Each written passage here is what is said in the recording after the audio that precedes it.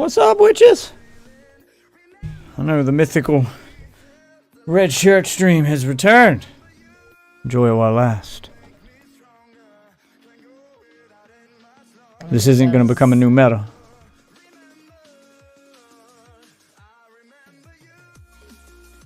Oh, here, let me switch headsets.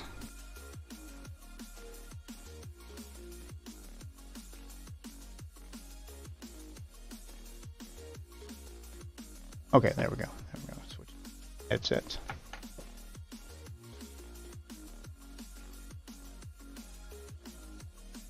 Yeah, go ahead. Pull up a seat. Get comfortable. Got a real treat for you guys tonight.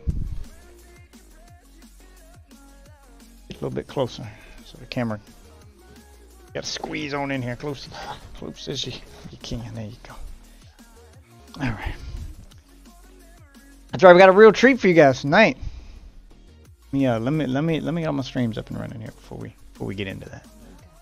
Get into the treat.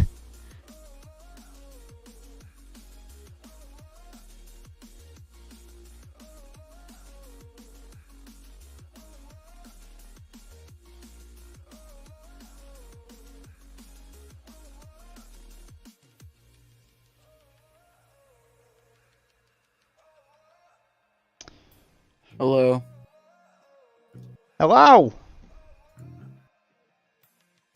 All right. What's good? There we go. Hold on. I was just getting all my stream stuff up and running. All right. Everything is good to go. And let me tell you what's going on tonight, ladies and gentlemen. We have a special treat for you tonight. That's right. Tonight's stream's a special one. Not Tonight. Cause night, and you know what, Waffle? I'm gonna refer to you. You have to join on the Xbox. Hold on. Let me get the wife into the Discord before we do the big reveal. All right, cause she's joining us tonight. Oh, I need to join on the Xbox. No, you're fine. She needs to join Discord on the Xbox. All right, so grab a controller and sign me out, sign yourself in and stuff. I guess I'll be cloud streaming Fallout tonight.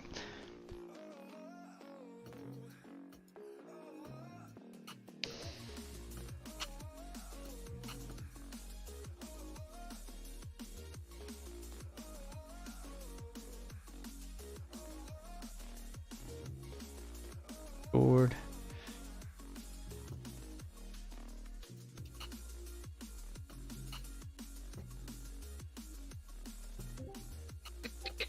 Okay, can you hear me now? Yep, I can hear you. All right, ladies and gentlemen, boys and girls, witches of all ages, we have a special treat for you tonight.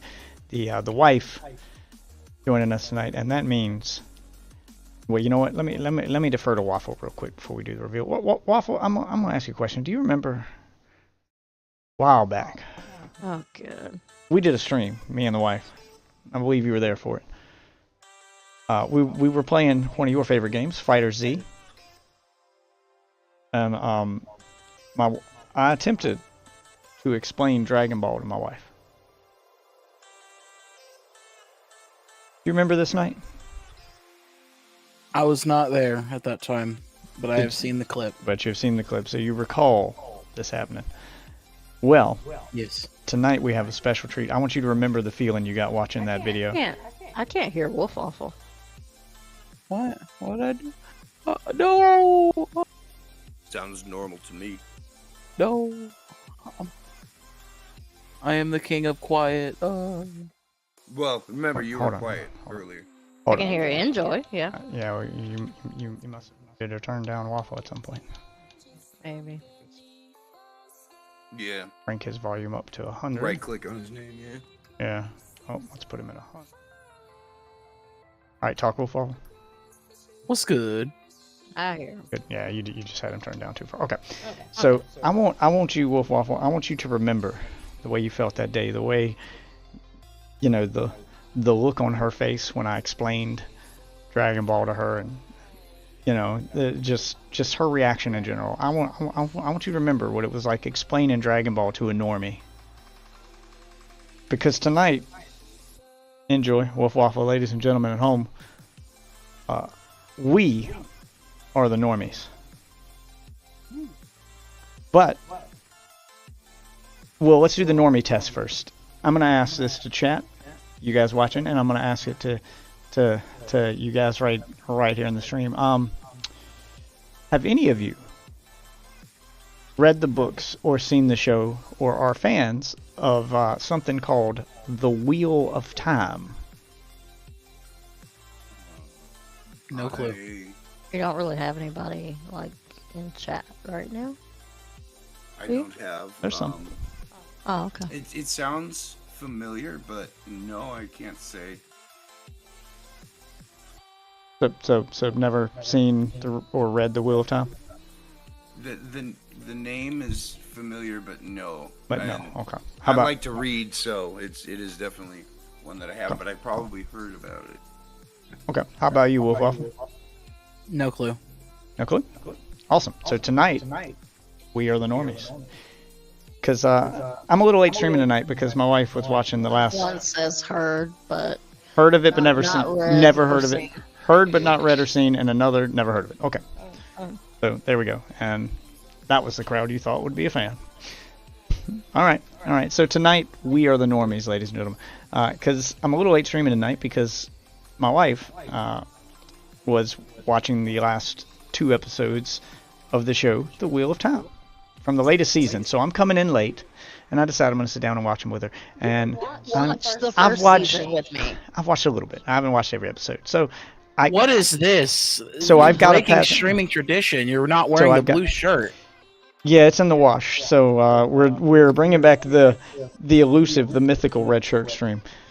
And like I said, it's a special It's night. rare. This is and we have a rare treat for you tonight. So there you go. It's like a lunar eclipse, rare, but Red. embrace it while you can, because it doesn't stick around long.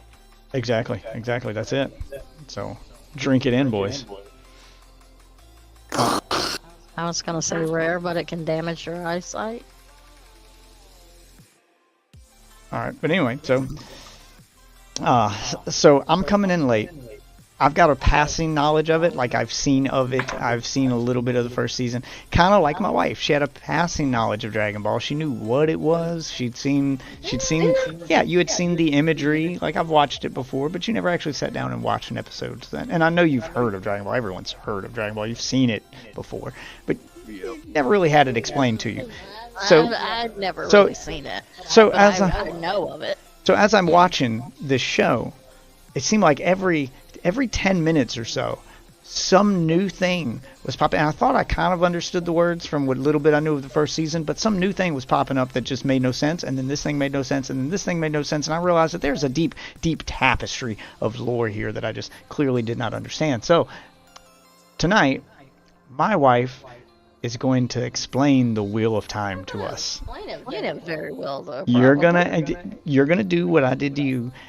You've got a group of people here who've never seen the Wheel of Time, and you want to introduce them to the show, and you need to explain all of those elements you tried to explain to me as we were watching, so they know It is your about job it. to sell us on this TV show. In the same way that I tried to explain Dragon Ball. And just like when I explained Dragon Ball to you, I may have questions about specifics that confused me, like you had to ask about the hedgehog person. Like You got a message. yeah, so Raditz? thank you, Thunder. All right, so The hedgehog person. Raditz, right?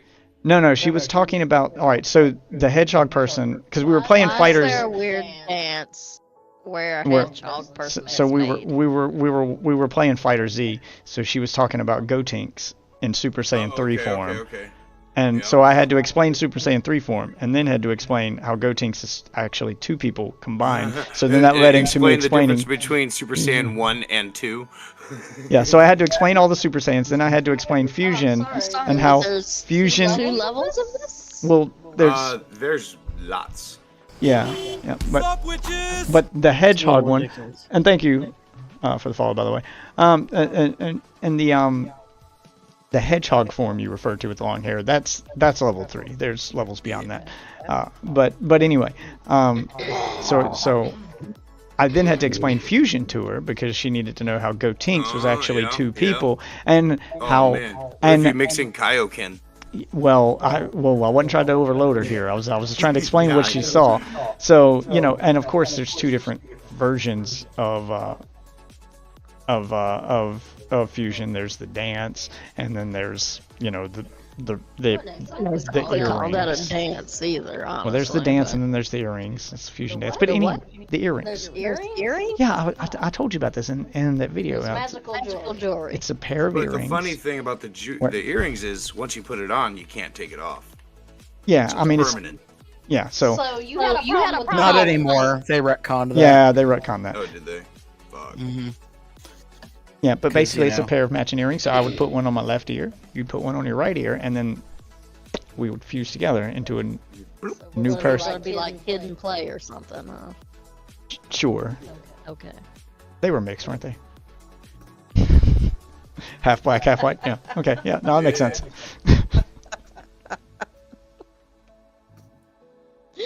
I was But- just more I thought of my thinking explanation about of the one Dragon Ball. earring thing. So as she was But yeah. explaining the Wheel of Time to me, I thought of my explanation of Dragon Ball, and I realized that, you know what? This is probably how she felt.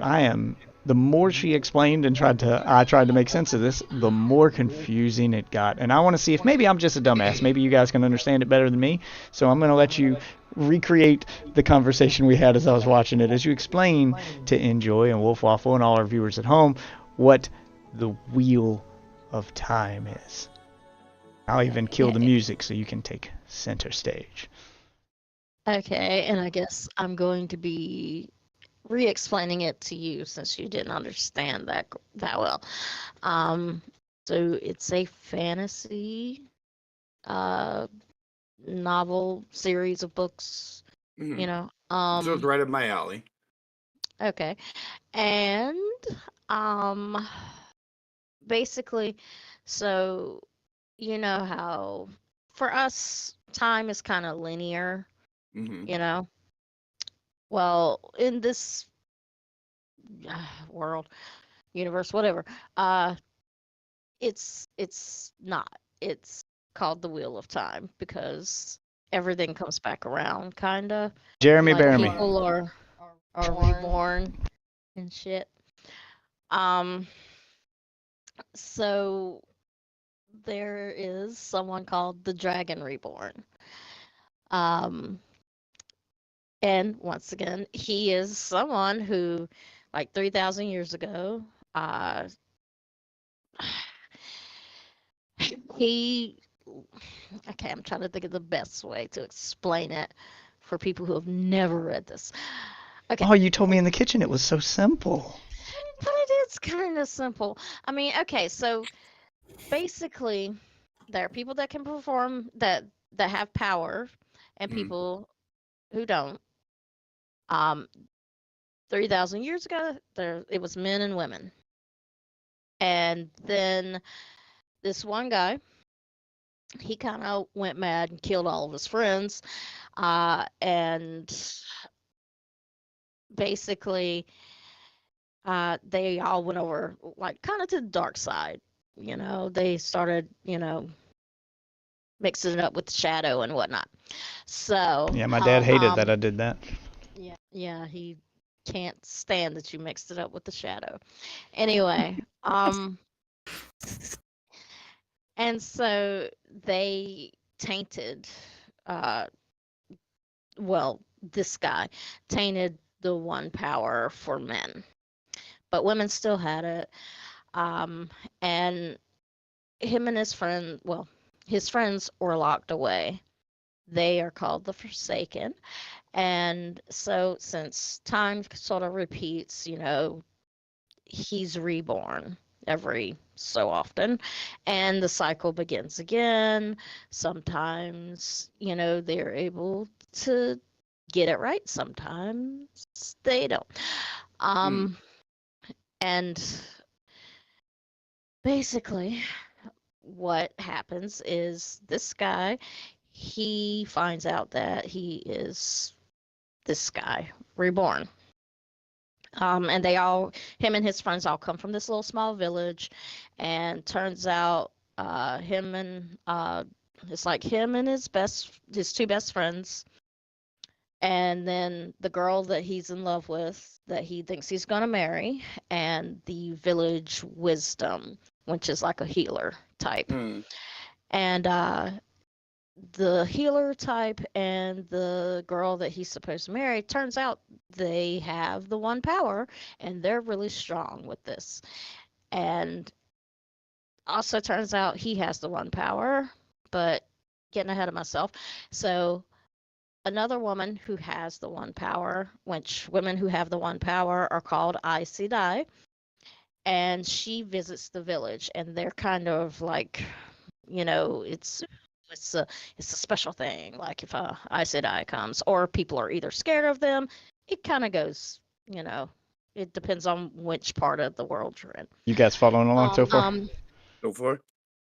See, and so Moraine, this Aes Sedai, she comes into town with her warder, Lan. Most Aes Sedai have at least one warder. The thing is, they do the magic. The warder is the one who, does the sword play, protects them while they're doing the magic. And she thinks that she has found the Dragon Reborn, which she has, but she realizes she doesn't know which one of them it is. She just knows that there's something going on here to have this many, what she calls ta'veren, which, is like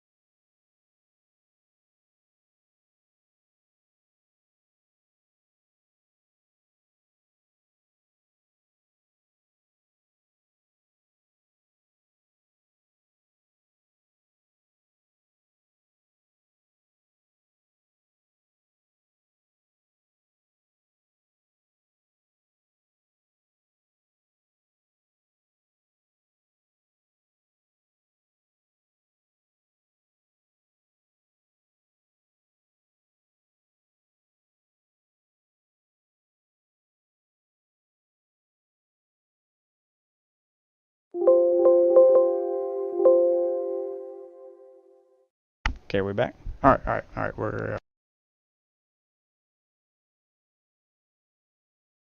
good. You guys can hear us now? Stream. Hold on, I gotta redo Discord. Hold on. And then I gotta redo the capture card. Okay. Plan 76. Okay. Oh, there we go. Okay.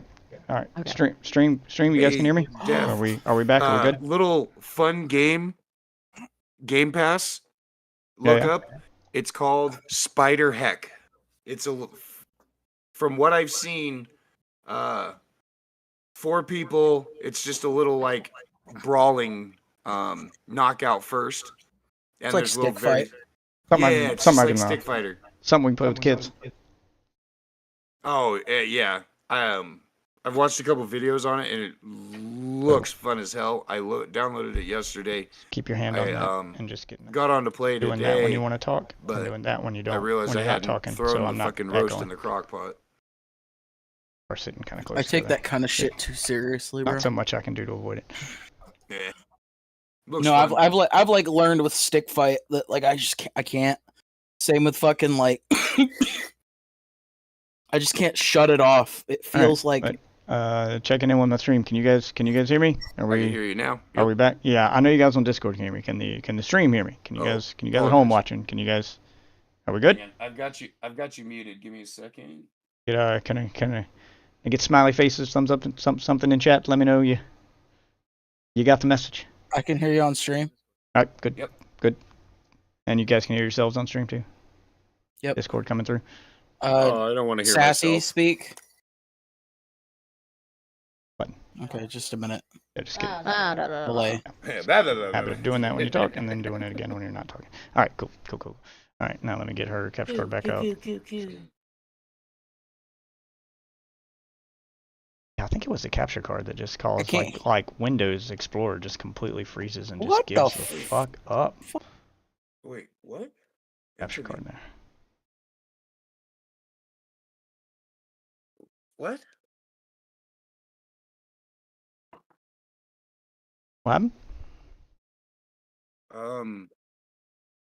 I thought I picked the guns up. And What are you playing? Grand Theft Auto 5. Auto 5.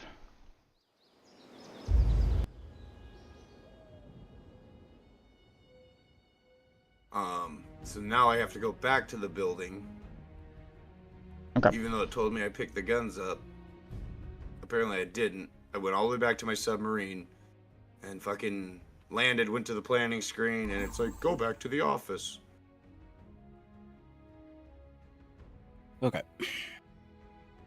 All right. So what was the last thing you guys in chat heard? Was all right. So we were explaining the Wheel of Time, which you're kind of not really explaining it the same way you were to me in the kitchen, because so basically what I had last season. Right. So what I had gathered to get you guys caught up from what I knew last season was, from my perspective, what I had gathered is there's this sexist power that only women can use because girls get it done.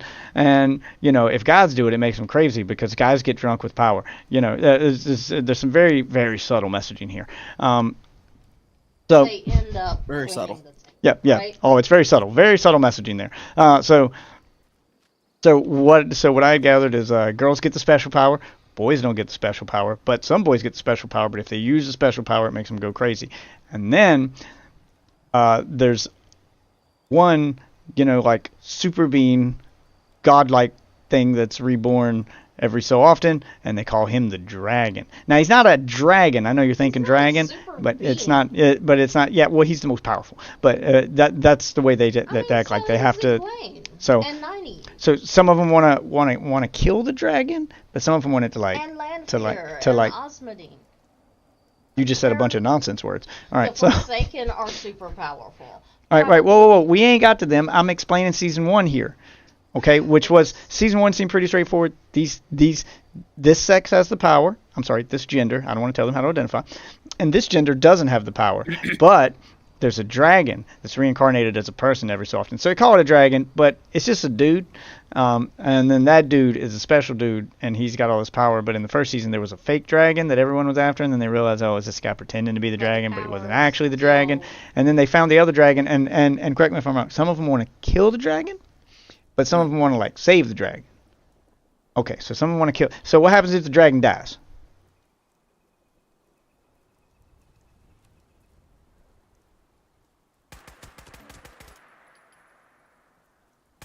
There's nothing coming out of her mic.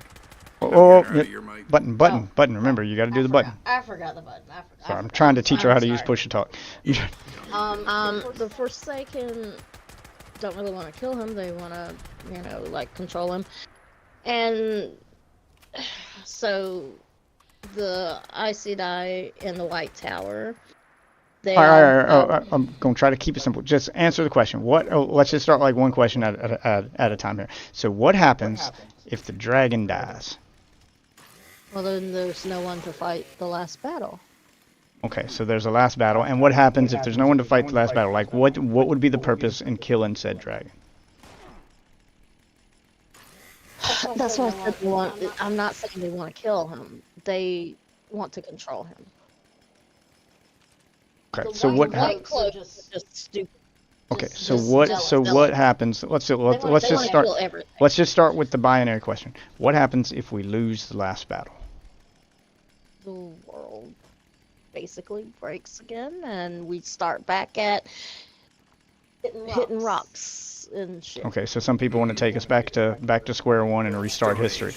And Basically, if we win the last battle, then the shadow is, defeated for another however many thousands of years. 1,000 years apiece. And yeah, like they have the chance to get back all the technology and stuff. okay, that so time they just lost continues the last- moving in the direction it's moving. It doesn't start over. Exactly. Okay, so dragon dies.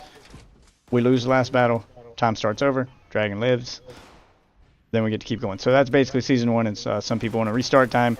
Some people want to. I know I'm oversimplifying just to kind of give a baseline here. Yeah, All right. restart time versus All right. stay where It's you're not at. even got it. well, and there's a lot of well-meaning people like Okay, so as we're going along, here, season one, I'm just reenacting my reaction to season one. There was some things I didn't understand, and Okay. Like what? and again, because I missed some episodes. Well, all right, like I got that, like guys couldn't use the power; they'll go crazy. Girls could use the power, but then there were some girls that couldn't use the power. So I'm guessing it's kind of like the Force. Some people are just stronger in it than others. Okay, cool, understood that. And then they got to a town where there was a man who looked like a dog. There was a dog man. No, he's not a dog man. He's an Ogier. He's He's a man bear pig. basically- it's like the Ents in Lord of the Hey, Rings. Daph. Like the Ogier, they're all about nature, and they talk about the.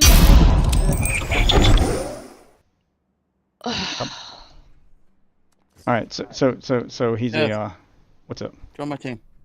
Oh yeah. Sorry, I'm claiming this workshop so I can be farming some materials while she's telling this story. All right, so I saw this weird person who stood out because I was like, why does he look like a giant dog? He kind of looked like Enjoy. I know you're gonna get this one. Have you seen Spaceballs? Baseballs. They've gone to plaid. Do you know how they made the Chewbacca guy just look like a giant dog person? It's Barf. John Candy, hell yeah. Yeah, he was kind of like that.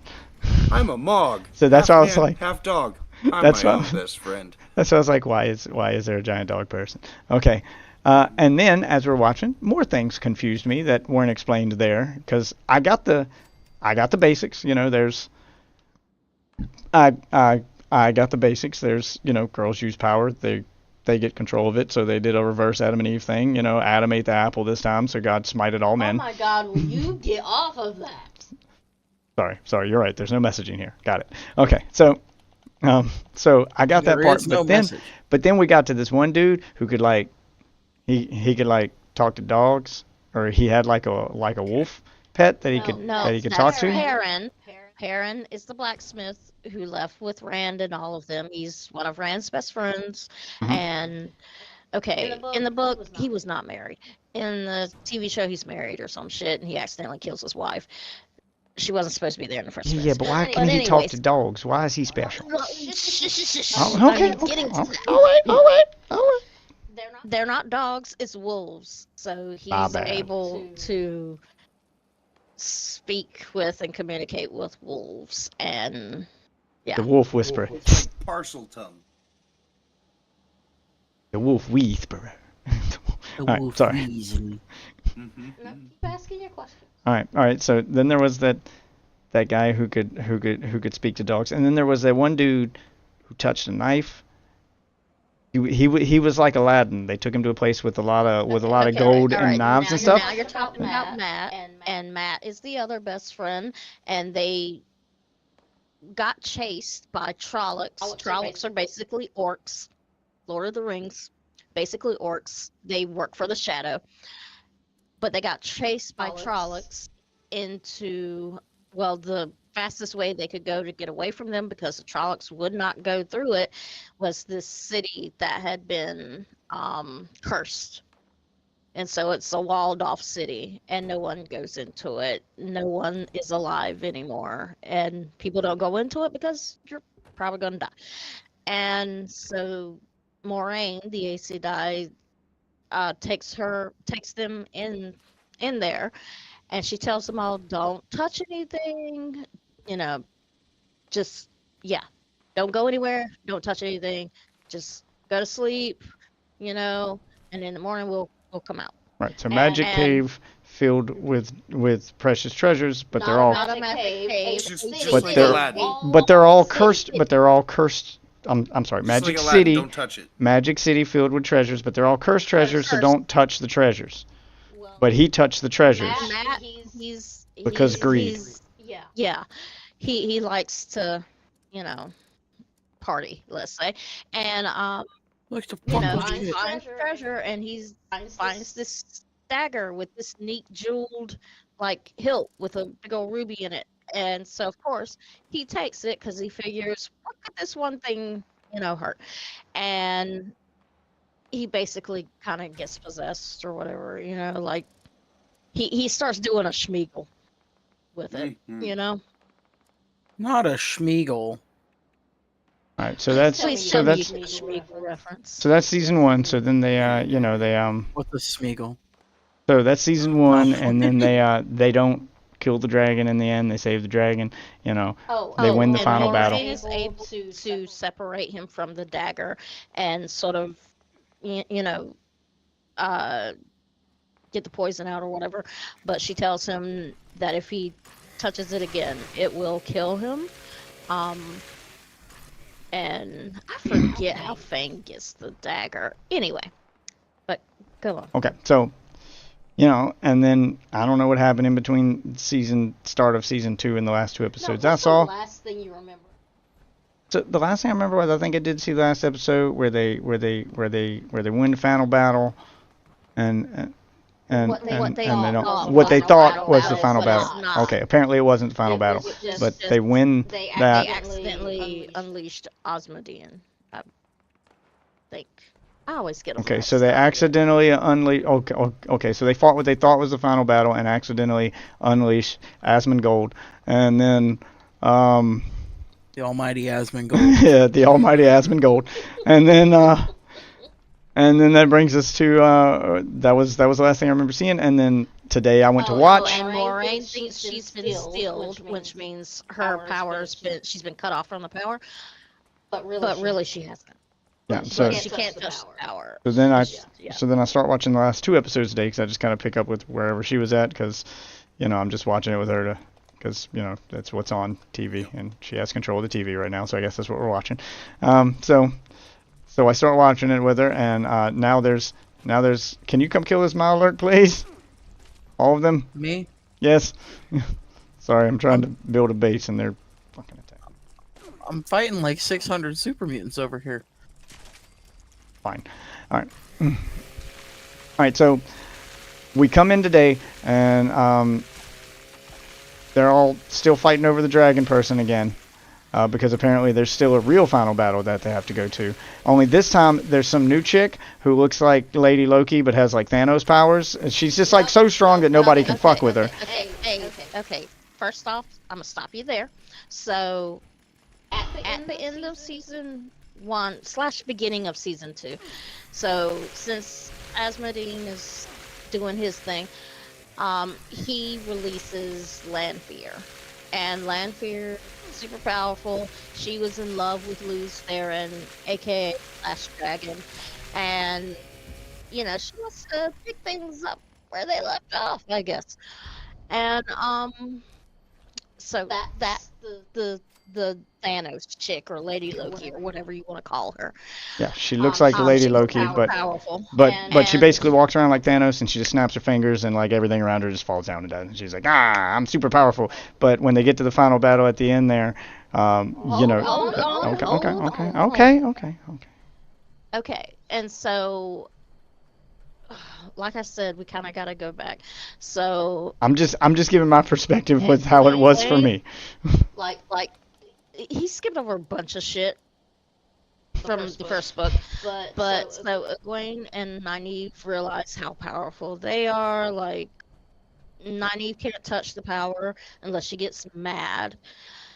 So she can't really control it at will. And Egwene, she's super powerful, but she's just not getting how to embrace the power, kind of like Nynaeve.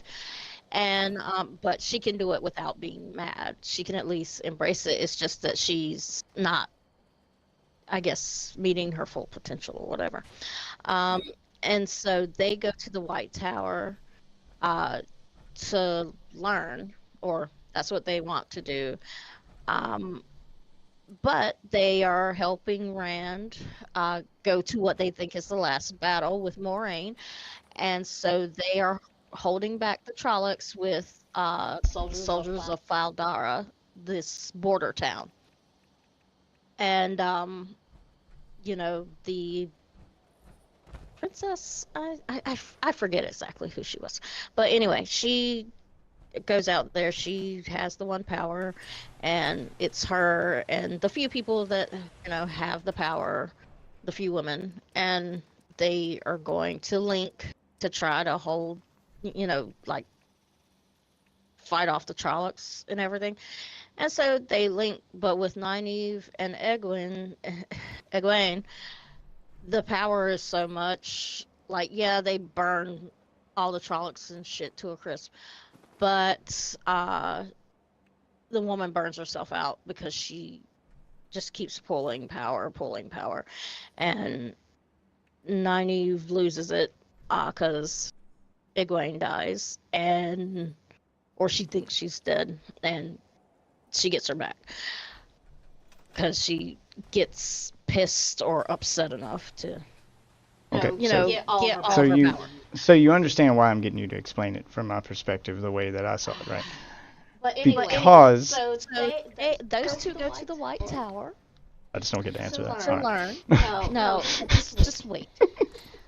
They go to learn, and Rand fucks off, and he's like, "Tell him I died" or some shit. That's what he tells Moraine because he's trying to protect his friends, and that's what she tells them. And she's been steeled, so she can't touch the power, and so her and her water kind of fuck off, and so the girls are left at the tower learning. Nynaeve's not getting it.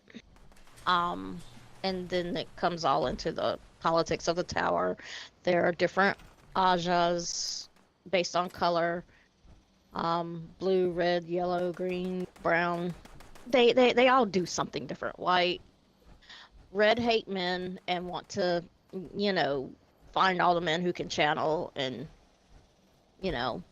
cut them off from that. And usually, if you've been gentled, you kill yourself. It's just you're just that depressed that you can't touch the one power anymore. And so a red sister kidnaps Nynaeve and Egwene and their new friend Elaine, who is the princess of Andor, and she sells them to these people called the Shanshan. She doesn't sell them. She's a dark friend. She's working with the Forsaken. And so the reason she takes them there is so that the people who are the Shanshan, they don't view the power the same. They have decided that, it's time for them to step it up and rule. Like, their whole thing is that they're the ones that are supposed to save everyone. And I don't know why everybody seems to think they're the ones that can do this when there's literally a dude who does this. But anyways, so when I say everyone, I mean like the white cloaks and all that shit. Not just women. But anywho. Girls get it done. You shut up. Anyway, so Tear down the patriarchy. they don't view the power the way everybody else does. To them, it's like a tool, and people who have the power are no better than pets. Basically, it's like a dog that you train to be an attack dog, and so they collar them, and they are treated as such. They're given little pet names like boo Corky, boo or some shit, Tiger. you know, and they pet them on the head and shit like that. And so Nynaeve and Elaine are able to get away because of Egwene, because she loses it and it's just like, nope. But unfortunately, she gets captured. And so Elaine and Nynaeve, they spend a lot of time figuring out what they're going to do and hiding out. And Egwene is basically tortured during this time, and they're trying to break her. She's super stubborn and she's kind of crazy, and she just nope. They do all kinds of shit to her, and she sort of breaks, but they kind of just made her crazy. I guess I don't know, but they made her stronger, more powerful, or something. And so yeah, everybody comes together usually towards the end of each book and face off with one of the Forsaken. And that's what happens. Egwene gets saved, Rand gets stabbed. A lot of stuff happens. Moraine powers back. I need power Yeah, connectors a for that. lot going on. Okay. So is everybody with her so far? Yep. Okay. So the reason I was trying to get you to trying to do the back and forth and get you to explain it from my perspective is because I was trying to recreate the experience that we had explaining Dragon Ball to you, because we didn't start with Dragon Ball from the very beginning. We just answered the questions you had about Dragon Ball because it started with you just asking questions about Dragon Ball. So I had to explain to you what the hedgehog was. So we're already jumping in like towards the end of Dragon Ball. So I didn't go, no, now we're skipping over everything. I didn't want to overload you with information. I just answered your questions. And those questions then led to more questions, which then led to more questions. Start me from point A to point Z. You Okay. kinda told me some All right. things. All right. Fair enough. So we have just heard her explain the Wheel of Time, which I still think that you kind of left some stuff out because there was still questions I got. Because there were still 15 to 18 books. Yeah, so there was still a lot of questions I had. We're talking about two seasons. So that- from my that- perspective, as I'm watching this show, every couple minutes there's a new person with powers. I'm like, wait, how come that guy can use powers and he's not going crazy? I thought guys go crazy if they use powers, and you're like, well, that's They're a Forsaken. flashbacks, and then the Forsaken. Yeah, I was talking about the Forsaken, and you're like, well, that's a Forsaken. He's immortal. And I was like, wait, there's immortal people now? But I thought the time reset. It was just like one question after another, like things, and then I was like, well, wait, what's up with that guy's dog? Why can he talk to dogs? Because he's got like the spiritual connection with the dog. And then there was like this group of good guys who were dressed like paladins from Diablo who seemed to be helping, but then the helpers killed the guy's dog, and then they all turned on the helpers. I was like, wait, are they good guys or bad guys? They're like witch hunters. And then back in they the take day. the They don't dragon- like Like that that you use powers powers and things they don't understand. And then they took the dragon guy up to the tower because they were going to announce to the world that he's the dragon, which is what the Thanos lady wanted to happen. And that's where they're going to fight the Forsaken guy. But she's just kind of chilling out down there waiting so that he can fight with his weaker friends against this all-powerful Forsaken being. And hopefully he wins and announces himself a dragon. But I was like, wait, why doesn't she just go up there and kick his ass for him and then announce? Help they're- him. But she saved him and set... What she wants. Yeah, but she saved him and set all that up. Always backstabbing each other. Like there's a lot of back and forth, machinations going on. Yeah, between but she them. spent like the whole previous episode setting all that up to get him up there so that could happen. It seemed like if she wanted that to happen, why didn't she just go up there and They do it? wanted That to to happen so- so that But what the whole thing was, why he had Leandrin take Elaine, Nynaeve, and Egwene there was so hopefully the Shantran would break them and turn them to the dark. That they would become killers. And I mean, yes, Egwene killed a lot of people, but she also tried not to kill civilians and stuff. So no, she did not turn she wasn't evil or anything. But that was the point, was that they felt like if he saw his friends because they said the same thing. We all saw each other turn, to the shadow, and maybe that's what turned loose Theron, And So it was all just a manipulation tactic. Yeah. yeah, Oh, it's okay. all manipulation, especially with Lanfear. And then at the Like- very end, she goes back to the room, and there's some lady with spider fingers who can weave spider webs, Moby who's Dick. somehow more powerful Moby than the the Sky Thanos Spider. chick. Yeah. And I didn't understand a lick of that, but okay. Because That's happening in the next book. That's happening in the next season. So right now, forget Moby Dick. But they went out of their way to introduce Moby Dean, so I'm supposed to know what Moby Dick is. That's Moby Dean. Moby Dean. Moby Dick. Okay. Okay. Oh, That's okay. That's not for you. Okay. So there's things in the show that I'm watching that aren't for me. Got it. It's for you as a teaser, I guess. But for us, we already know who this is. Okay. So now that you guys and all of you guys are able to follow along, so you got all that? It's just like in Marvel, how they have the little Yeah, bit. so far. Got it. Okay. So they all followed along. So Just good the job. gist of it, yeah. So good job. Now, since you guys are so great at following along, and she did just make the complaint that you know what? I'll accept some responsibility here, and I'll admit it. I explained Dragon Ball badly, apparently, because I made it confusing. So, since I didn't start from the beginning, and that was apparently her complaint, which one of you guys wants to volunteer to explain Dragon Ball to my wife from the beginning? Get her caught up to Dragon Ball Super, so we can just jump in and start watching Super. Any volunteers? I'm sure I can find a YouTube No, video. no. Explain it pretty succinct. Trying to- I have trying no to- problem Trying to make some explain content here. I'm trying to make. it. Right? I have no problem trying to explain it. All right. Okay. Take it from the I've been top, sir. jumping in and out, back and forth here and there, because I got. Well, I'll let you and Waffle take turns then. Go ahead, just take it from the top.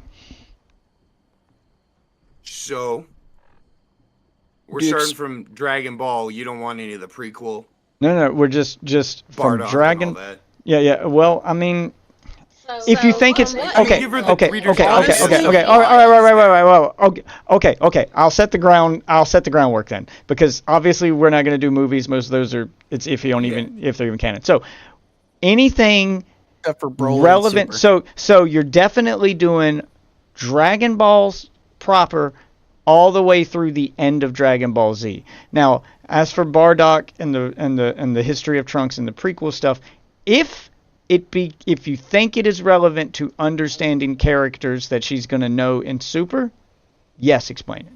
If you don't think it's relevant or it doesn't need to be told, because obviously there's a Brawly version in Super that we'll end up watching later, so that you can skip.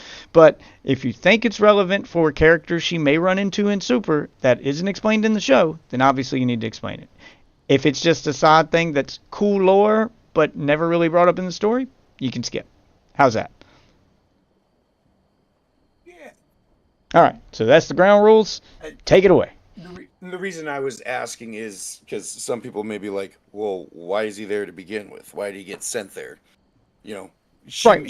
Well, you could give, like a the Reader's lore Digest. of, like a Reader's Digest or the lore of the race. Like, like you don't have to do the whole, Bardock, father of Goku backstory. You can do the clip. Right. Yeah, I wasn't going to go into that much detail, Right. but There's why he was like- sent to Earth. Super powerful people who send babies out to do their dirty work and then get surprised. Now, here's when the they thing: get taken over. they don't do that. They are told to do that. Frieza tells them he controls them. He's the most powerful being at that time known. Blah blah blah. However, little does Frieza know, he's literally controlling the most powerful beings in the galaxy. And they don't know that they are stronger than him and have way more potential than them. Okay. But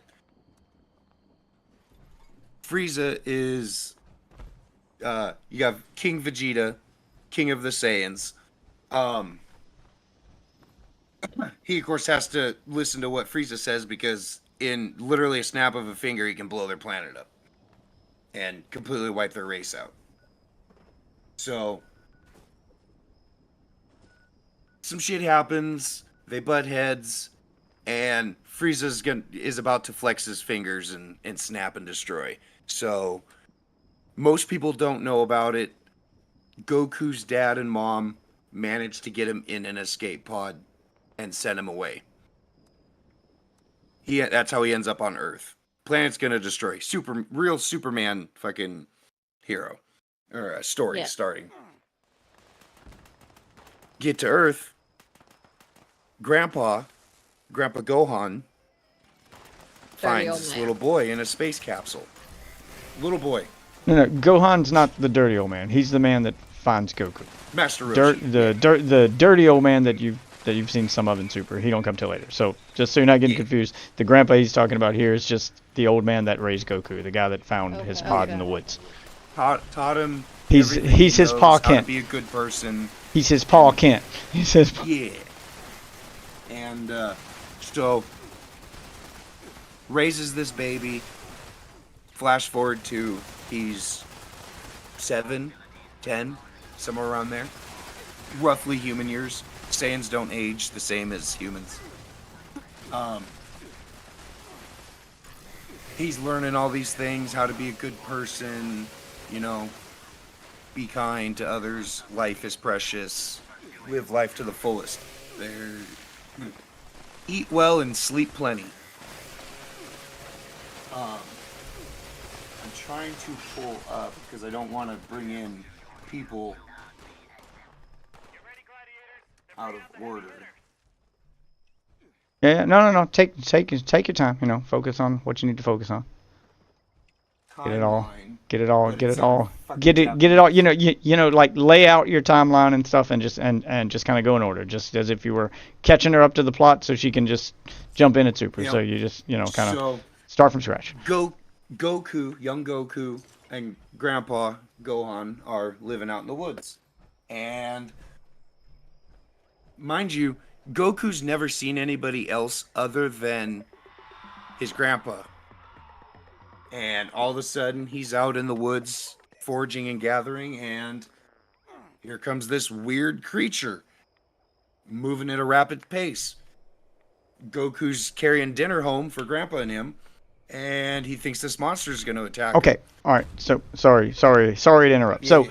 So to This give is you chick in the car, right? So to give you a quick point of reference, because she may know some stuff, so to kind of give you Yep. some blanks to fill in, Okay. we didn't start watching Dragon Ball from the beginning because it's like a lot to catch up on. So I tried to streamline it. So what I did do Gotcha. was I downloaded the Dragon Ball movie, the okay. original Dragon Ball movie, where it Yeah. kind of condenses the entire story of Dragon Ball Yep. with Goku as a kid up until the end of the Red Ribbon Army. And that's what she's talking about, the chick in the car, because I don't think we finished that movie. I think the kids interrupted it, but she saw like up until the part where they got to Bulma. the tower. Yeah, so she knows about Bulma, she knows about Yamcha and the flying cat thing that he carries around, but so she's got a passing understanding of that Okay. and like the Excellent, origin excellent. story. So Yeah. that's where you're at, and then she's seen a couple episodes of Super. The flying And car so cloud. he finds out she is looking for these things called Dragon Balls. Goku doesn't know what a Dragon Ball is, but apparently it is in their house. Well, it's Grandpa Gohan's special sacred item, and Bulma wants it. Well, that's how they end up starting on their adventure. And along the way, they meet Krillin and Master Roshi. And Goku wants to learn how to fight. He wants to be the greatest fighter in the world. And he finds out about this guy called the Turtle Hermit. Master Roshi, the creepy, perverted old man. And they beg and plead, please teach us, please teach us, please teach us. And ultimately, he ends up teaching them. Scrolling through here. Well, as they're progressing through the training, the Red Ribbon Army, I guess it looks like the Red Ribbon Army shows up. They deal with that, and they find out that there's a World Martial Arts tournament they want to enter. Obviously, you want to be the best fighter in the world, you got to fight the best in the world. So they start training for the tournament.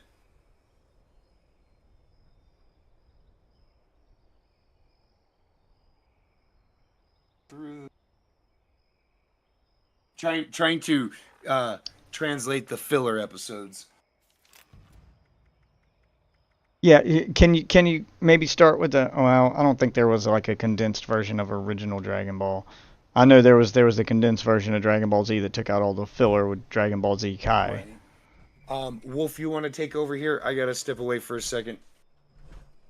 Um, We're only at the first tournament. I mean, You got this, man. And how far do even y'all have think to you be got into the movie? Because like, All right, so in the movie, back. so the movie kind of condenses things. I think it completely skips that first tournament and just kind of goes with his adventures, and it skips over the tournament part and just goes with his training, and then skips over the tournament and just goes to what's next. So in the movie, Bulma meets him. You know, he meets up with Bulma. He freaks out first time seeing a human girl. Meets up with Bulma. She tells him about the Dragon Balls. Boom, adventure begins. They go out looking for Dragon Balls. They run into Yamcha, so she saw him run into Yamcha. They get in a fight with Yamcha. Yamcha sees the girl, freaks out, runs away. All right. Then they meet they meet the pig, learn about the Red Ribbon Army, and the Red Ribbon Army has a Dragon Ball, so they're headed that way. And they get to the tower in the snowfield where the Red Ribbon Army is, and he has to fight all the androids. And that's when the kid's interrupted. So I think that's the part she got to, was when he was just about to enter the tower and start fighting all of the androids and working his way up the tower to get the Dragon Ball from the tower and the leader of the Red Ribbon Army. so basically, Goku gets through all that, makes friends with one of the androids. Not really important who it is, but basically that android looks like fucking Frankenstein for some reason. Okay. Weird point to add, but you know. 'Cause anime. Yeah. And so the Red Ribbon Army hires an assassin to take out Goku. This guy's name is Tao Pai Pai or whatever the fuck. I think that's it. I'm pretty sure. I haven't Tao- watched Dragon Ball in a long time. Tao TP? Yeah, I think weird. it's Tao Pai Pai. I would say like, weird they Asian just names, call but a lot him, of like- this, but a lot of the they stuff just that call she him just Tao. said sounded like a foreign language to me too. So yeah, it's fine. And he is badass. From the moment he shows up at the beginning of the he's just badass. He's taking people out with like one punch, and how he travels. He fucking rips a pole off of a building that he's standing next to, throws it in the air, and rides it to his destination. Okay. So a thing of note here, a thing to remember as they're explaining it. Original recipe Dragon Ball, before Dragon Ball Z, where Goku's a kid, that was a comedy. It was meant to be more comedic in nature. So it's meant to be more outlandish. It's meant to be more comedic in nature. When they get to Dragon Ball Z and he's an adult, that's when they start to lean away from the comedy and more into the action and the taking the story a little more seriously. Just so you get a reference for the tone of the show, because the tone, All that serious because pauses that they do. the tone of the show changes from Dragon Ball to Dragon Ball Z, and then it changes back to a more comedic tone for Super, which is what you've seen. So the tone of the show does kind of take itself, like Z is a pretty big departure from regular recipe Dragon Ball, and that the jokes aren't quite as heavy-handed. There's a few, but for the most part, it's more of a drama. Z still feels like a continuation though, because I'll say this: I mean, it feels like a Piccolo arc, continuation. Piccolo arc.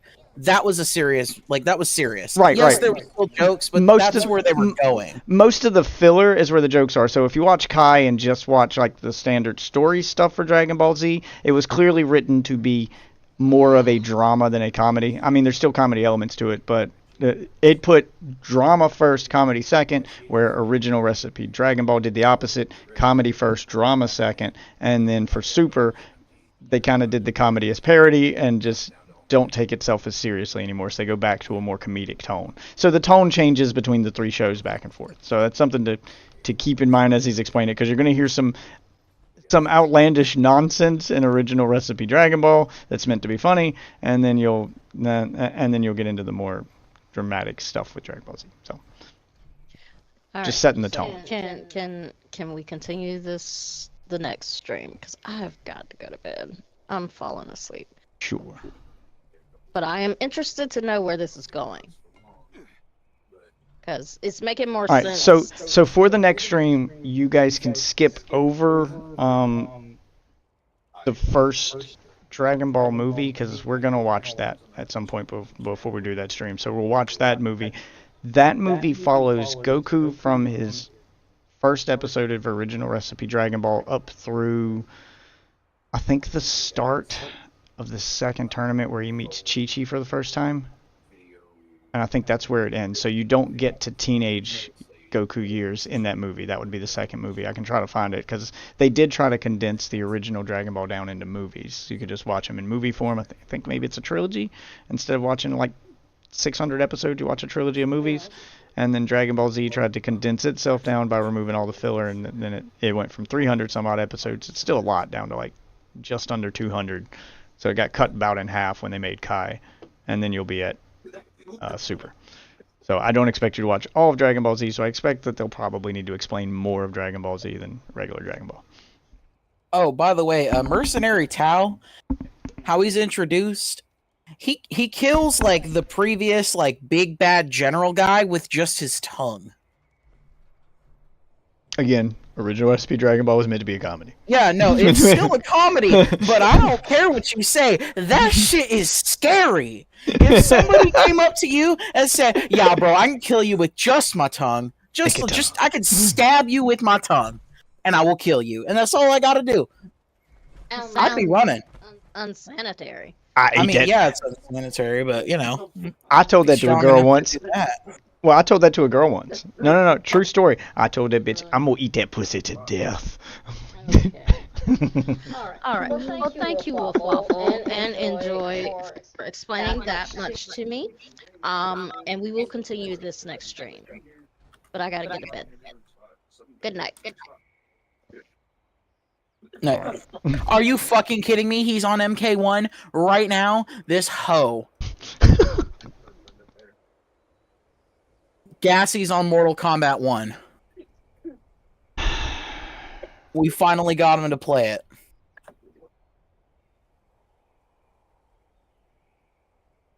Game streaming it instead of playing it on my capture card today. Test my audio levels, because I turned them way down so I could play it in the background while she was talking.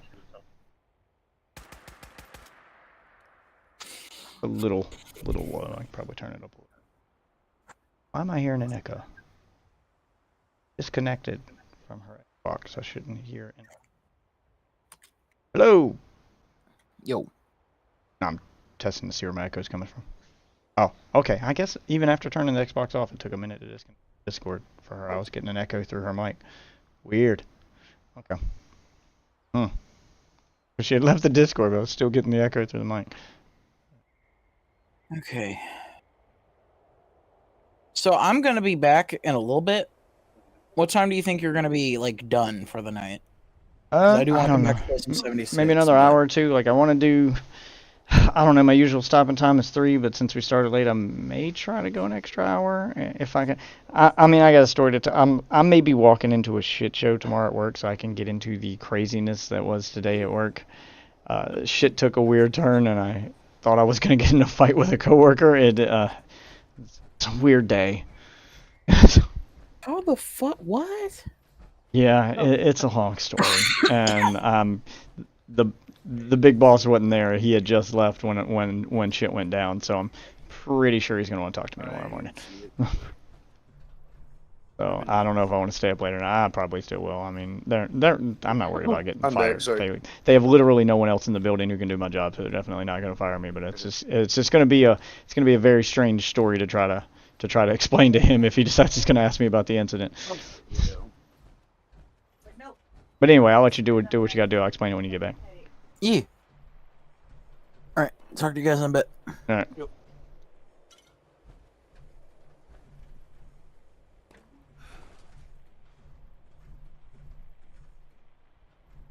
So, I'm thinking I may make that a regular part of the stream. Because she watches a lot of weird medievally stuff that I don't understand. And I watch a lot of sci-fi and weird anime stuff that she doesn't understand. So that may just be a regular segment on the thing where we try to talk each other into watching each other's shows by explaining it and seeing how convincing we are at talking someone into watching this strange thing. You just got to explain it to somebody that's never seen it.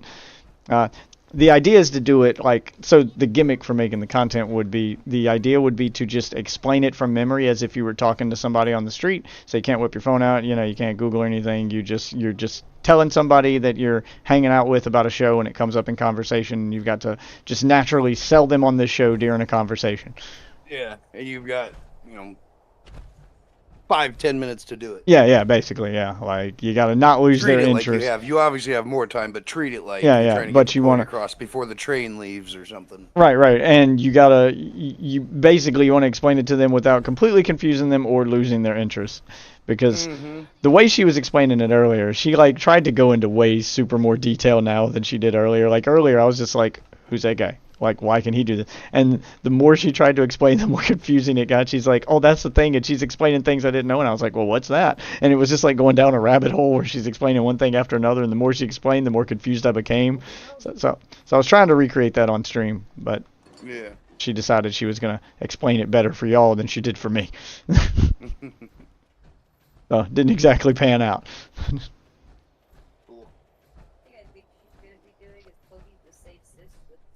I am now the team leader. Okay. If one is something that the other one is not. One of these things is not like the Yeah, it's gonna other. introduce infection. Over encumbered and can't fast travel? Let's drink some beer. Because Fallout logic means drinking beer will make me stronger. So I can carry more stuff. Oh yeah, in Arc 2, it's supposed to make you stronger, keep you warm, and no flinch when you get Why shot. Why are you not? Ooh, can I drink beer in Call of Duty? That I'd love. I did do download the beta. Oh yeah, I need to play that at some point. But yeah, we've been kind of hooked on. I know you've been kind of out of it for a while, but the wife fell in love with Starfield, and that was her introduction to Bethesda games, and she really wanted to play with me. And I had to break the news to her that, well, that's a single player game. She was like, do they make any multiplayer games? Because I was like, Fallout you might like, Skyrim you might like, I'm going through the Bethesda games. I'm like, they're all pretty much the same formula, just different settings.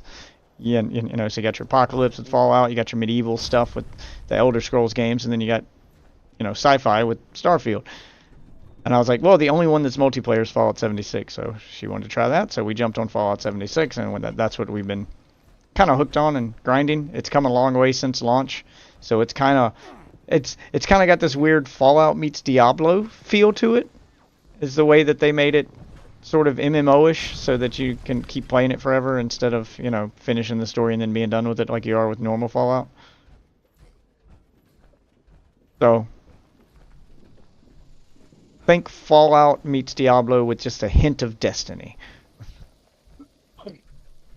It's pretty good now. Anyway, me and Waffle were playing this. I thought maybe you'd want to join. I can't get into Fallout. I've What? tried and tried. I just can't. Well, maybe if it's multiplayer. I mean, this one's... We did do multiplayer. Wolf bought me fucking what Fallout was it? Well, I mean, Fallout 76 is the only one that's multiplayer. We were playing something online. Because Some if Fallout online. it's Fallout 76 and you were playing it at launch, the game sucked at launch. It was a completely no. different game than it is now. There's no way. Whatever it is had been out. I have to wait. I don't know. and see, I don't or I know. have It to must go have to been my- must have been something else, because this is literally the only multiplayer Fallout. Let me go. Hang on. Let me go to my games owned full library. But it's on Game Pass now because they, Microsoft bought Bethesda. Oh, yeah.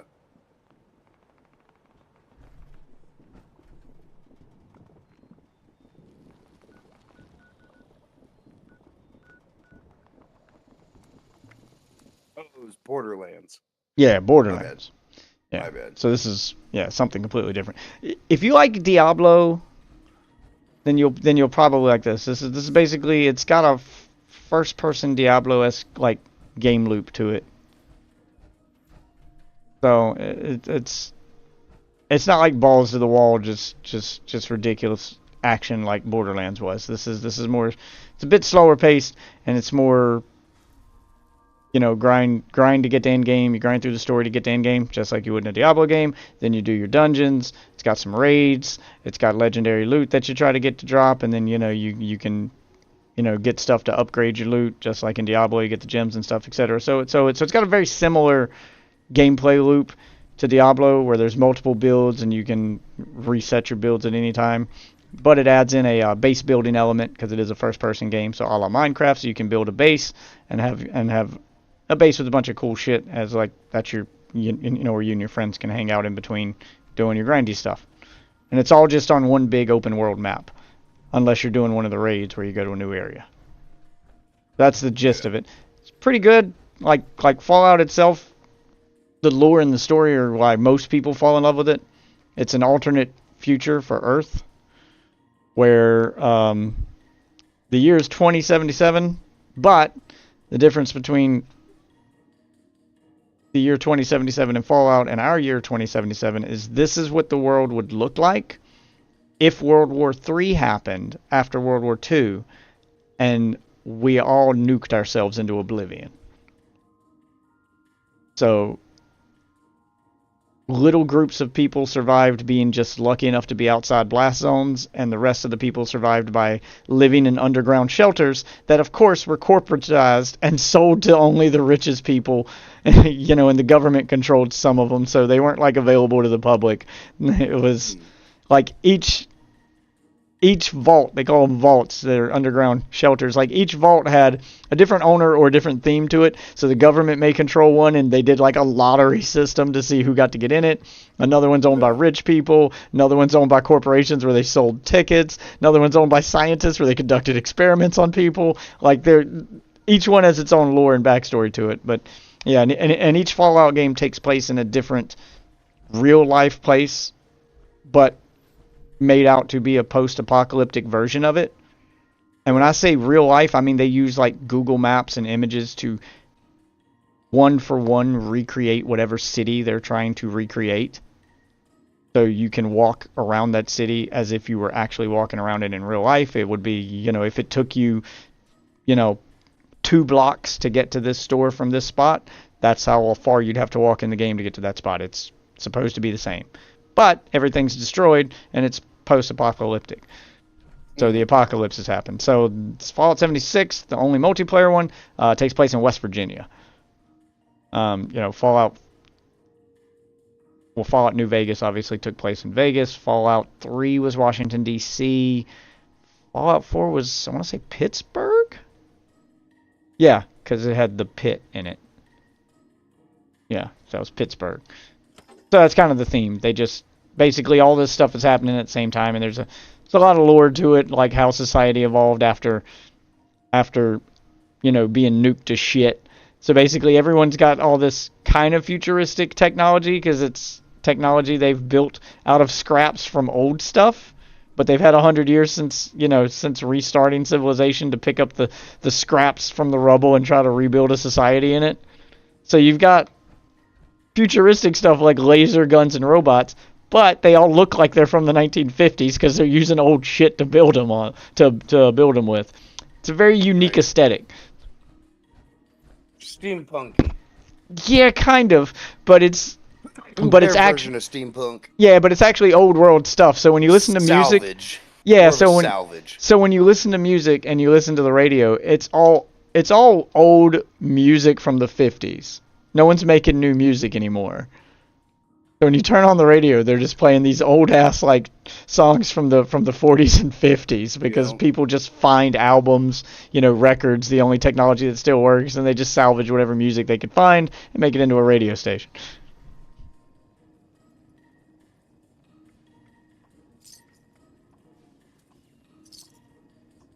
And it's done with kind of a comedic tone. It's not meant to be depressing and like The Walking Dead type stuff. It's meant to be like they don't take it too seriously.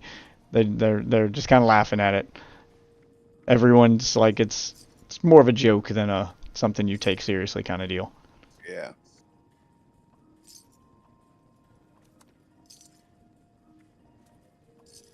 But the multiplayer's good. It's fun and it's got a good in-game type Diablo type grind to it. It's like, Fallout meets Diablo with a splash of Destiny as far as how the raids and stuff operate, because it does raids and like mini raids and stuff. Like Destiny has nightfalls and strikes and raids. Raid Yeah. Shadow Legends? Hey, we don't mention that until they until they decide they're going to pay me. Yeah, I'll take the sponsorship. Right here, Raid. I want the free money. I'll hawk your crap game. Give me free money.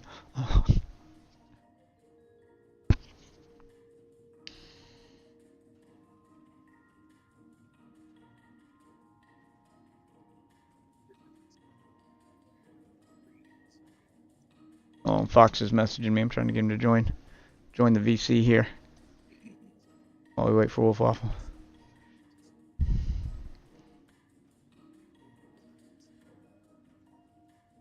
Debating a doctor about vaping. Oh, hold on. I'm seeing Waffles posting funny shit. Debating a doctor about vaping on Fox News. Oh, shit. All right. I saw that shit. Look, Hold I'm on. I 22 saw that years shit. I old, was so dying. I'm using that. Hold on. If it's the same thing. Yeah. I'm gonna watch it now. Hold on.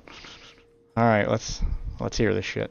Look, I'm 22 years old, so I'm using them legally, and honestly, they're just cool. Like, they're cool. You rip them.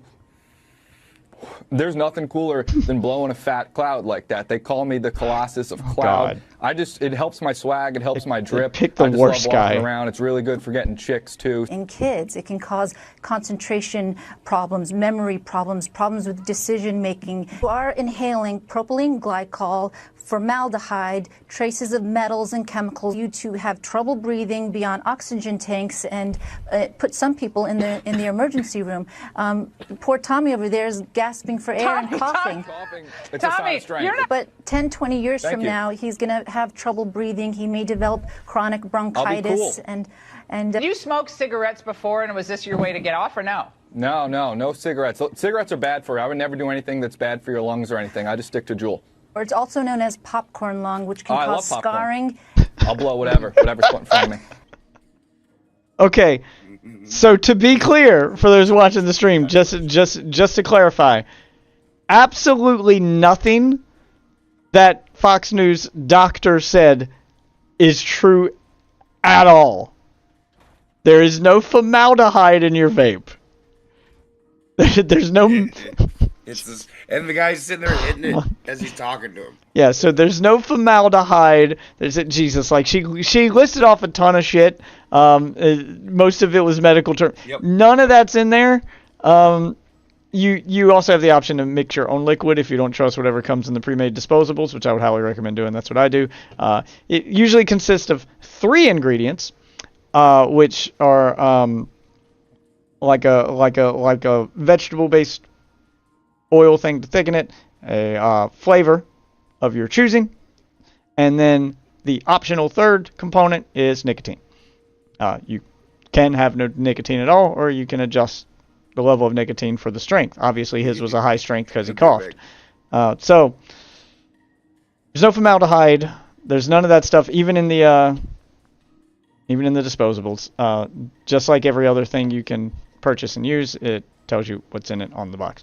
So this is a Fox News scare tactic. None of that stuff is on there. There's zero evidence, and I know that the big argument for vape before was long-term effects, and everyone was worried about those. But vapes have been out for what, like 10 years now? Like, we should have long-term effect studies by now. Like, we should have the results of long-term effects. So if you know someone, it's getting rid of that chair. Okay. So if you know someone who's been vaping since vaping became a thing, you've got your long-term study right there. Just find a friend who started vaping when vaping became a thing. Ask him how he's fucking feeling, because she said, like in 10 years, and I feel like vaping's been around for 10 years. I feel like it's been around for 10 years. When did? Let me Google that. Let me Google. When was the first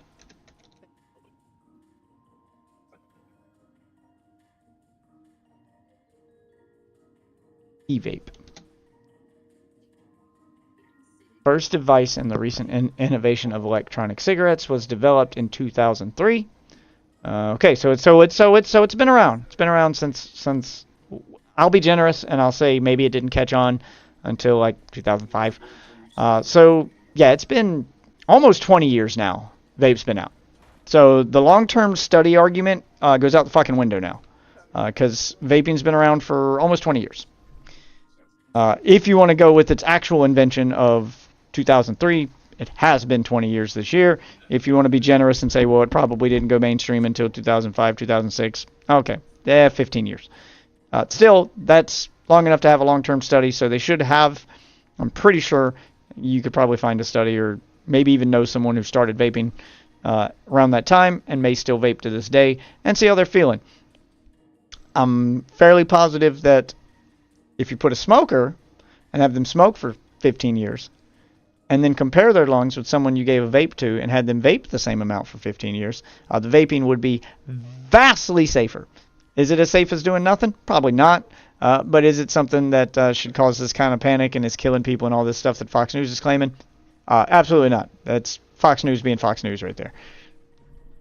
So just a little friendly clarification there. So we're not spreading misinformation here on channel Death Witch. We don't do that here. Okay? Okay? It's not what this stream's about.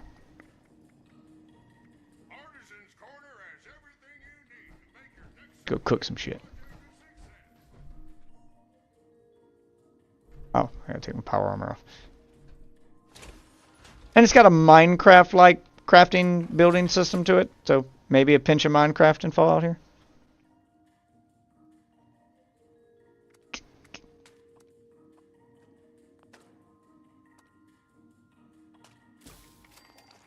Oh, you're a fucking bitch.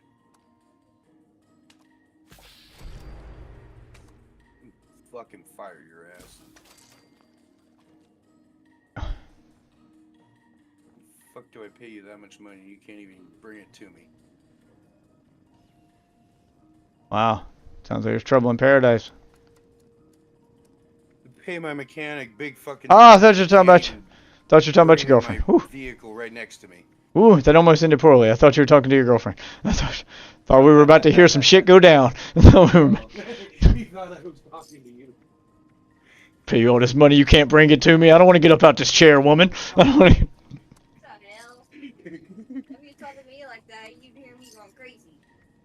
Yeah, I thought I was about to hear some shit go down. That's what I thought he was about to hear.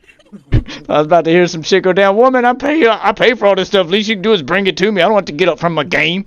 Damn, woman. Damn.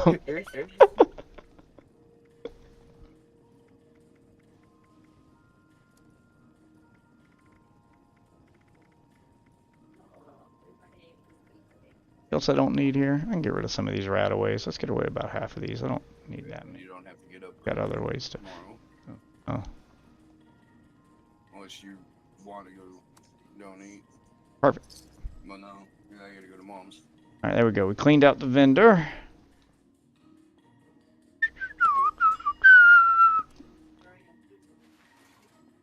Yeah. Space them out, yours and mine. All right, I gotta go save a robot.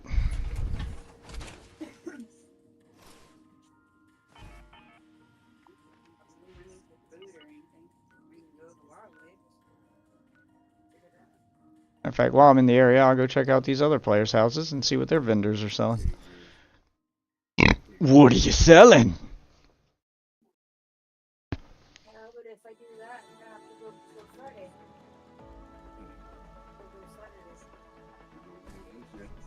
It's got some blackberries. Okay, I'll take those. Gonna take your stuff here, sir. Not my fault you didn't lock it down. Playing by Minecraft rules, baby. If you leave your stuff unlocked when I visit your house, I'm gonna take it. Put it in the under chest. Yep, he's got a it's got a locking system on your stuff. If you don't lock it down, though, I'm gonna take it. Not my fault you didn't use the extra crafting mats to lock things down. I'm about to go to bed, but I just figured I'd join real quick. Hey, there he is. So explain this. Okay, So, like, you can ask Waffle. Like, I thought I was just shit at this game, or like I was saying, like, Yeah, I was after feeling the hit same somebody, way. I couldn't get anything out after I hit somebody, but I could do it raw just fine. That's what she said. But if you change the, if you go to controls, so if you go to settings, and you Okay. go to controls, you'll see, I believe it's button input timing. And it's on long by default, but you change it to short, and it'll feel like offline. Like, it'll literally feel like you're playing story mode, and it's so good. So why, on God's green earth, would they change it so that the input has a delay on it on purpose for online matches? Yeah, exactly. Because I was like, because I was getting a hold of it, and I was even explaining Waffle as I was learning. I was like, oh, I need to just do everything in the first second, and then watch the cutscene play out. Yeah. That's the way I was feeling with it. That was the complaint I had with, Injustice with most of NetherRealm games. So I'm wondering if it's the same way in Injustice. Maybe. Weird. This is the first time I'm seeing it, so yeah, I'm now gonna have to go back and check Injustice and see if that's a I can thing. actually choose what I want to do next. Yeah, I'm gonna go back to Injustice and check that and see if they have like an actual, like an actual setting to change the timing so that the game will actually like do moves when I press buttons, so I can time my fucking hits, when they hit people. When I played it, this game really just stood out. And that's why. Because that's the way it. Because that's the way it felt when I played when I played in Injustice 2. Because I wanted to like Injustice 2 so bad because it had the Ninja Turtles in it, and I got excited when I saw them. Bought them immediately. Couldn't even do like the simplest combo online, but offline was just fine. Yeah. I'd be playing offline with my kids and having a ball. I can just get shit to come out left and right. Jumped online and tried to do a stream of it, and just like nothing worked. It was just like.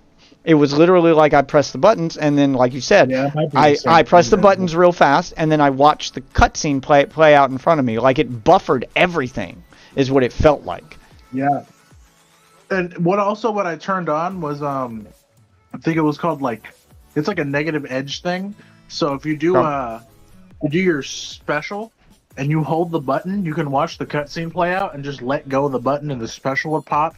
That's how I was dealing with the fucking latency or the fucking input delay. Yeah, I may end up turning that off. 'Cause I'm not sure I want negative edge. That usually messes me up. So I do like the ability to turn off negative edge. Like I know what negative edge is. Basically, if you put the input for a special move, but you hold the button, it won't do it until you let it go. Yeah. Like that's the way earlier Street Fighters worked. Like Street Fighter 1. If you ever get to play that in Street Fighter 6 and they have that on the arcade machine, every move in that game has to be done negative edge. Like you have to hold the button, do the input, then let the button go. You can't do the input and then hold the button. Like the button has to be pressed before the input is put in and then released after. So it has to be done negative edge, but it has to be done you have to time the negative edge. So you're letting go of the button. You can hold it at any time before doing the motion input. But once you do the motion, you have to let go of the button when you release the last button in the motion. So if you're doing a fireball, you have to release it when you press forward. It's so hard to do any super moves in the original Street Fighter. And it's also notoriously inconsistent as fuck. Street Fighter 1 sucks balls. For that reason. I think I played a little bit of it for memes. Yeah, which is what I was playing it for. But if you actually want to understand how to do the super moves, which is the only way to win that game, because 2 fireballs will kill a person, but it'll take 50 punches. Yeah. Yeah, it's I remember my dad just saying it's just whoever gets the fireball out first. I remember actually hitting the Shoryuken for how god hard that shit was, and it wasn't as rewarding as the fireball. Okay. Yeah, it's basically just whoever gets the fireball out. That's all fireball for that game. I mean, it shows its age, but to be the world's first fighting game, it's rough around the edges, but it's good to play as a piece of history to see how far we've come. Well, yeah, at least they took it somewhere instead of just being like, oh yeah, this is the world's first fighting game. They made Street Fighter 2, 2 Turbo, 2 Hyper, 2 this, and then they just kind of did. Yeah, I mean, the whole thing kind of started as an experiment because You know, up until the original Street Fighter 1, all of the games in arcades were, you know, side-scrolling beat-em-ups, you know, Final Fight type stuff. And they said, well, what if we just do that, but instead of having the screen scroll, just lock the two characters on the screen, you beat up one guy at a time. So they were just kind of seeing if people would like that format, and accidentally created a genre. And I think the reason that they did it was they were trying to make the game as cheaply as possible. And if you don't have the screen move, so you got a static background and only two characters on, yeah, and you got only two characters, yeah, and you got only two characters on screen at a time, you can run the thing on a toaster with no memory. Like, you don't have to have much in it.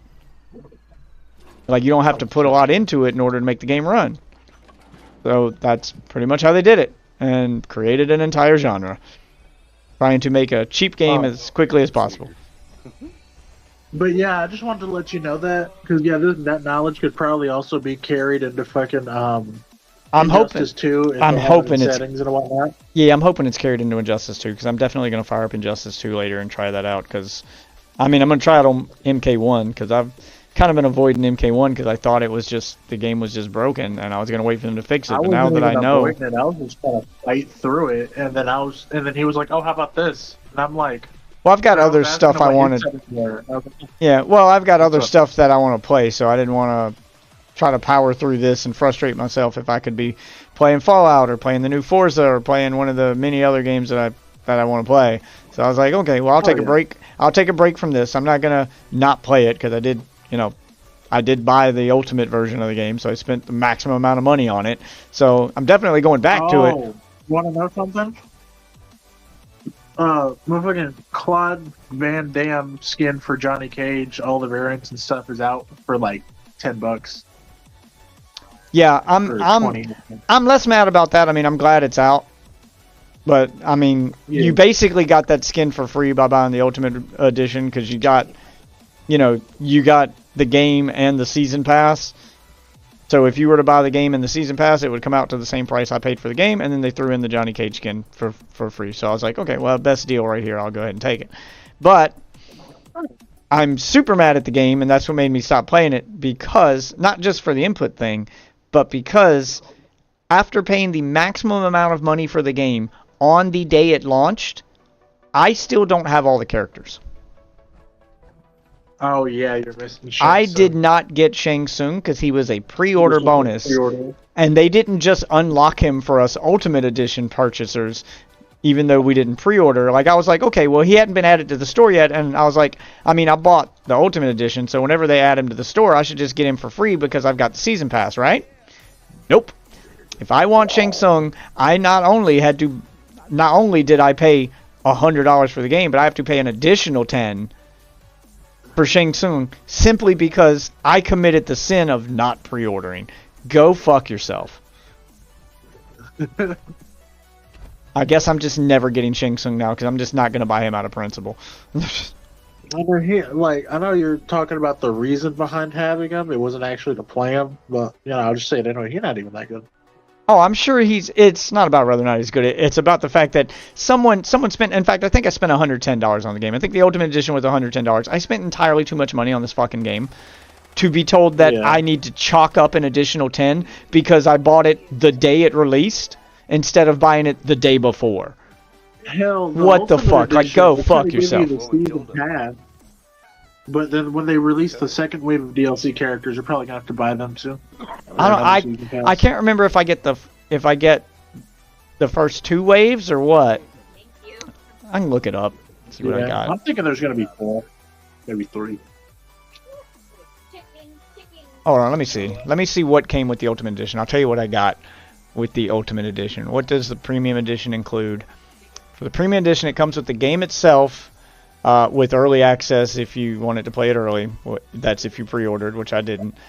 Early access to DLC characters. I get Peacemaker, Homelander from The Boys, Omni-Man, and others. So that doesn't really tell me much. Oh, here we go. Ultimate Edition. Oh, okay, here we go. Here's an image. Here's an image. Let me view the image. Okay, Ultimate Edition. Oh, go back. I just want to see the I just want to see the fucking image. How do I zoom in on this thing? All right, let's zoom in on this image. Okay, so nope, that's the Ultimate Edition for Mortal Kombat 1. Never mind. I mean, for Mortal Kombat 11. Jesus Christ. Because these two look so fucking similar. Okay, here we go. I'll just look at it on the PlayStation Store. Is this the premium edition that's like $109? Yeah, this is the one that's like $109. Okay, so I bought it on Xbox, not PlayStation, but I'll just assume that they both came with the same stuff. All right, so premium edition includes Mortal Kombat 1 Combat Pack, early access to DLC characters, Jean-Claude Van Damme, 1,250 Dragon Crystals. Combat Pack, they just give you a combat pack, so that's six just gonna be, new like, playable different play. characters. Yeah, 6 new playable characters: Omni-Man, Quan Chi, Peacemaker, Ermac, Homelander, and Takeda, and 5 cameo: Tremor, Movado, Johnny Cage, Farah, and Chameleon. 1 week early access to those characters: Jean-Claude Van Damme skin for Johnny Cage, and 1,250 Dragon Crystals. Okay, so I did only get 1 combat pack, not 2. So all the DLC characters I already have basically in this first combat pack. But you really only paid for combat. But if you pack add and them a bunch together, of- so if you bought them separately, it's $70 for the game, and then it would be $40 for the combat pack. So that's basically $110, which means that for $110 in the Ultimate Edition, you got the Johnny Cage skin for free and 1,250 Dragon Crystals, which is the equivalent of $10 worth of Dragon Crystals. So you basically got 2 $10 things for free by buying the Ultimate Edition. So, Nice. all right, so there you go. So there's the difference. So that's what I ended up getting. Actually, Dragon Crystals are pretty cheap. But 'Cause I thought despite 1,000 getting, would be like- despite getting all of that, don't get Shang Tsung. Cause fuck you, give me You? money. Cause fuck you, Funny give me part, money when early. you- To get a pre-order bonus like that, you also have to get it digitally. You can't get it physically Right. because you wouldn't come with it. Yeah. I hate pre-ordering so much for shit like this. Like, this is the most egregious. Usually, if they lock something behind a pre-order bonus and you buy it at launch and don't get it, then eventually when they make that pre-order bonus available in the store, people who bought, Ultimate Edition or whatever edition of the game get it for free. That's the way it usually works. So you're not paying extra for it, you're just getting it late. Okay, that's still shitty because you didn't pre-order, and pre-ordering doesn't benefit anyone but the company. It literally screws over the customers. There's no reason any customer should ever pre-order a digital product ever. That only benefits the company and not you. But that's why they bribe you with these fucking, that's why they bribe you with these bonuses. But this is the first time ever a bonus has cost extra as a way to punish people for not pre-ordering. Oh, yeah. Like we've reached If that you get it level now. physically, you can always just get a refund. Yeah, so now we've got to that point where they're punishing you for not pre-ordering, which is bullshit. So now I'm really against pre-orders. Like, this is what I kept warning y'all would happen. This is where this was going. I've been saying it for years. Stop pre-ordering. You're part of the problem. What's the problem with pre-ordering? This is the problem with pre-ordering. Now it's no longer optional. It's fucking mandatory. Like, and it's only going to get worse from here. Like, if no one makes a stink over Shang Tsung and Mortal Kombat gets away with it, other companies are going to start doing it too. And once it becomes normalized, Oh yeah, we can milk you out for everybody Yep. for an extra $20. this is why I kept making that big stink about it, and people thought I was being overboard about pre-orders, because I know how these companies work. You gave them an inch, now they're taking a mile from your wallet. So stop it. Do you really have to play the game that extra 5 days early? Like, is that really a big deal? Uh-oh. Just stop. Like, Well, I mean, for someone who streamed, I thought it would have been a big deal to you because you would have probably had a little more viewers. Because no, that's not the way that. No, that's not the way that works. In fact, you typically. All right. So for me, as a smaller streamer, I typically get more viewers by waiting to stream a game like Mortal Kombat, specifically fighting games. I typically get my most viewers playing a fighting game the first time that fighting game goes on sale, not the day it comes out. The day it comes out, every big streamer and their mother is playing it. No one's going to see me. So as a smaller streamer, if I play it the day it goes on sale for the first time, that means all those new players who are picking it up cheap because they're just curious and getting into it for the first time because they caught it on a sale and was like, oh shit, this is really good, and then they want to see more of it. Now when they go to view the game, there's only small streamers streaming it for the most part. That's where my viewership tends to come from. So I don't benefit from streaming literally any game on day one as a smaller streamer. Like, you're not going to get a crowd doing that ever, because all the new streamers jump on that. All the big streamers jump on that bandwagon to build hype because they're paid by the companies to do it. So they're sucking up all that viewership on day one. If you're a small streamer and you think feeding into this machine and buying a game to play it on day one and I need to pre-order so I can play it early because that'll get me more views, you are fucking shitting yourself. That's not the way it works. It's not going to benefit you. I promise you it's not. Unless it is just a game that none of the streamers give a shit about, like some indie game, it's not going to happen. It's not going to get you any extra viewers. So don't waste your money. But yeah, if you try that game out again or Injustice or whatever, and you actually end up liking it, let me know.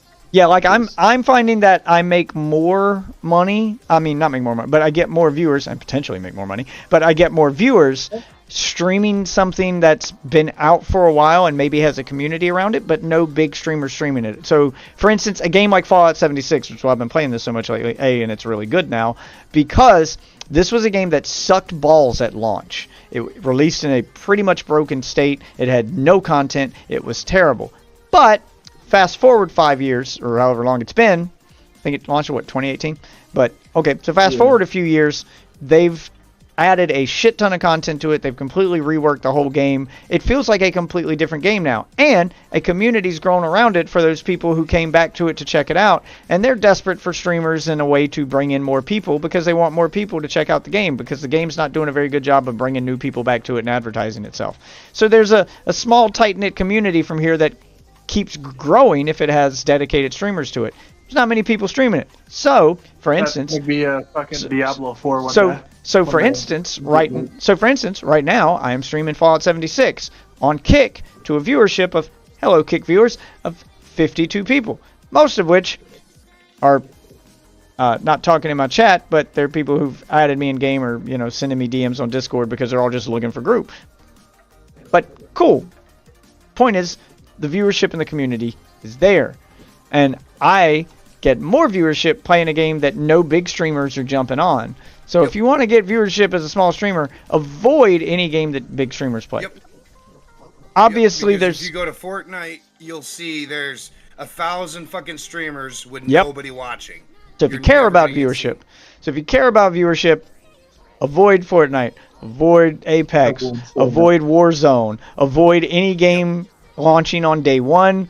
Wait to play it later. You know, see where the you know, go online, search for games you're interested in that don't. First of all, look at Twitch, see Small what niche games. Yeah, well, find a game that maybe not even small, but just been out for a while, so new streamers have moved on from it. Even if it's a big game like Fallout, you go on, you find a game that small niches in viewership. Right. At the time, there's not a lot of people watching it. It's lost its hype. Right, but it's built a community around it, especially a game like Fallout where it's meant to be played forever. It's got an MMO feel to it. Pokemon, you're playing old school Pokemon. Yeah, and it's got a few, Gold and Silver. Yeah, and it's got a few, it's got a few MMO elements to it. It's meant to be played for a long time, so it's got a community around it of people who've fallen in love with it and play it every day. But they're having trouble finding new people to play with because there aren't a lot of people streaming it, and because, they're having to find Discord groups and stuff to hook up with people because of the way the community is. So you find games like that, like you find a game you're interested in that you didn't get to play when it launched. You wait for the new streamers, for the big streamers to move on. The minute you see big streamers have moved on from it, and the new hotness, the honeymoon phase is over, jump on it then, because there's probably still a ton of viewers who still want to keep watching it, even though the big streamers have moved on. But now they don't have those big streamers to choose from, so they're not done watching, but their favorite streamer's done streaming. So what do? Now they're willing to give new people a chance. Right, so now they're willing to give that game a chance because they're like, oh, the new streamer's moved on to this game. I don't like the new game he's streaming. I still want to see more Fallout, or I still want to see more, Injustice, or whatever game it is. You'll see a lot of people in big streamers' chats. Play this game. Yep. Play this game. You'll see people go in Jay Schlatt's chat and play That's Minecraft. You get instantly banned. That's another good tactic, is to go to one of these big streamers, watch their stream, and hang out in their chat for a minute, and see what game is frequently being listed from their chat as a game for them to go play, because obviously there's demand to see that game played, and this big streamer isn't going to be the one to play it. So when you see that happening, and the big streamer's pissing off his viewers by banning them for asking, you need to immediately leave that big streamer stream and go fire up that game and stream it. Because all those viewers he just pissed off are just going to go watch that game and see who's streaming. And you might be that guy they find. So, it's a lot of tactics to try to attract some attention as a small streamer. But it's not the obvious tactic of, I'll play the new hotness and this will get to... Nah. Like, any tactic that seems obvious, like everyone would do it, well, then that's exactly what's happening. Everyone's doing it. You need to do what everyone's not doing. But I tend not to care about my viewership for the most part. I just want to, because I don't want to force myself to play a game I don't want to play just for viewership, because that won't make the stream as fun. So I just stream whatever I want and whatever game I'm into. It's just luck of the draw that there happened to be a community around Fallout around the time I decided to jump back into Fallout. And this was entirely because my wife wanted to play Starfield with me, and Starfield's a single-player game. So the closest thing to multiplayer Starfield was Fallout. So I convinced her to give it a go. I said, well, we'll check it out. It's on Game Pass. I haven't played it since launch. I'm curious to see how it's changed. So we both had a reason to jump into it. And yeah, it's good now. So I'm glad I did, because I've been playing it every fucking day since. I genuinely like the game now. So He's got a serious case of ligma. Ligma balls! Oh man, he is all over the ligma. I was supposed to go to bed like an hour ago, so I'll catch up. Alright, later, man. Later. Dude is gassing me up. What are you playing? Grand Theft Auto. Ah. But if you want to play multiplayer stuff and not play Fallout, because I can take a break from this, I have been playing it religiously since I rediscovered it. Mainly because I am desperately trying to get through this season pass before the new one starts, because I came in late. And the new season is adding a ton of content to the game. From the dev stream I've seen and from the article I read about it, the amount of content being added in this next season is enough to technically be considered its own game. Its own Fallout game. So they're kind of making a sequel. Love hearing that shit. Yeah, they're making and it's completely free. All of their updates for this game are free. So they're making a full-fledged, like, they basically are calling this update a sequel to Fallout 76 within Fallout 76. It's an entirely new map for the first time since the game launched. They're doing just this huge new open world map. So now you'll have a second map to explore. Whole new plot line, complete, with a full-fledged, game's worth of story, ton of side quests. It's going to feel like you're playing a new game, and you can still travel back to the old map and blah, blah, blah. So it's like having a game within a game. It's Gameception is more or less how they explained it. And yeah, I'm trying to get through the battle pass for this game has an insane amount of content in it, and it's all completely free. There is no paid version of this battle pass. If you log into Fallout 76 and you start playing, you're just automatically getting points toward that battle pass. It's just there. So it's just included.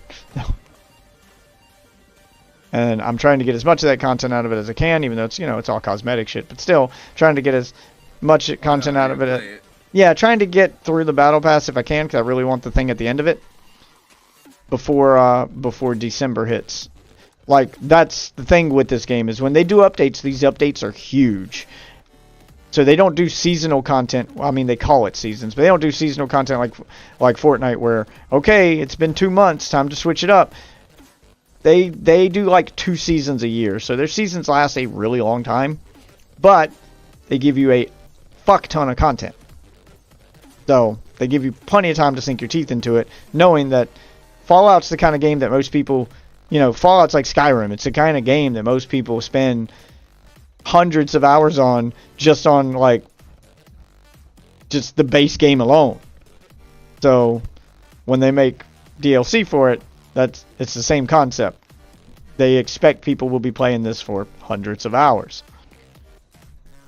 So, I am excited to see the amount of content in it, and I watched the dev stream for it, and where they go over most of the changes without trying to spoil everything, and just their outline of it. It was just, it ended up being like a 45-minute long dev stream. Like, it took them 45 minutes to just list off all the new features and things that they're adding.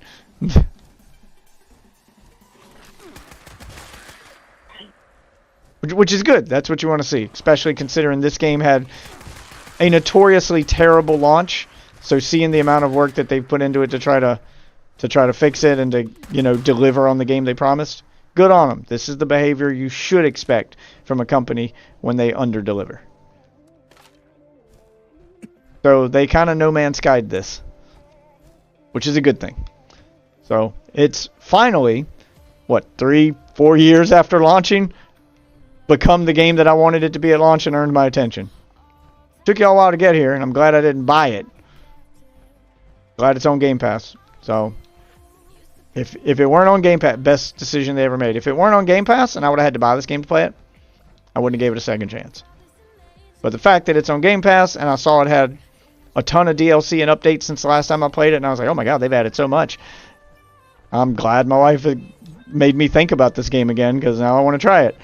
And downloaded it and tried it because it didn't cost me anything to do so. Excellent move. Smart.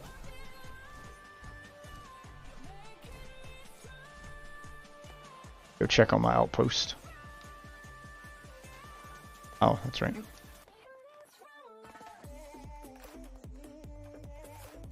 So good shit.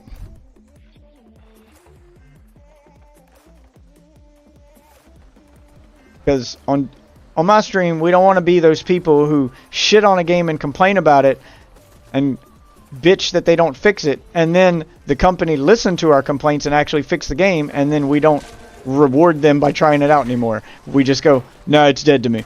No, you can't hate on the game forever. If you complain and the devs actually listen and say, well, we heard your complaints and we fixed it, then you owe it to them to at least fire the game back up and see, did they actually do what I asked them to do, or are they bullshitting?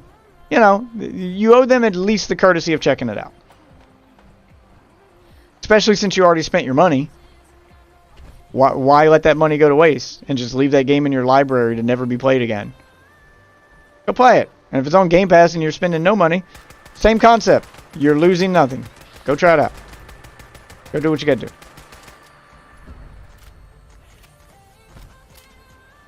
It's my personal opinion on it. Because I'd feel like a right asshole if I spent, you know, weeks shitting on the game on its Reddit, or, you know, making a YouTube video about it, or I was one of those people who just spent hours on my stream just bitching about this game and making it into a meme and making fun of it for being bad, and then they made it good, and I won't try it out to find out if it's good again because, nah, it was bad, it's bad, isn't that game bad, and I just label it as bad forever. If I was the guy who complained about things, and then they listened to my complaints and fixed it, and then I don't go try it out and I still complain about it, well, then I'm the asshole. That's like being that guy who complains about politics and then admits you didn't vote. Well, you know what? If you didn't vote for the president, you get to sit on the bench. Sit this one out. You don't get to complain about the president if you're the asshole who didn't vote for a president. It's not how it works. You gotta cast your vote to earn that privilege. That's the price of admission.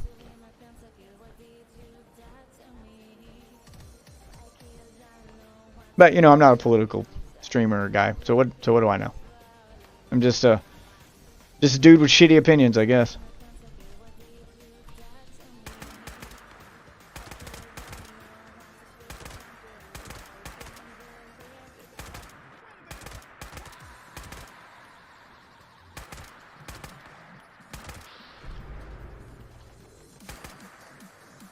Thank you, Turret.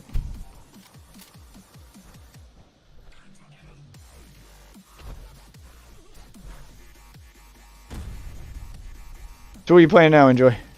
What are you doing? Grand Theft Auto. Oh yeah, that's right. You did say Grand Theft Auto. I've been meaning to try out the new Forza.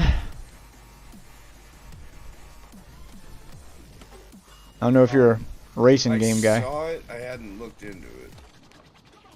This is okay, so Forza Horizon, I think the last one you played with me, that's the arcade version of Forza. Forza Motorsport proper is the simulation version.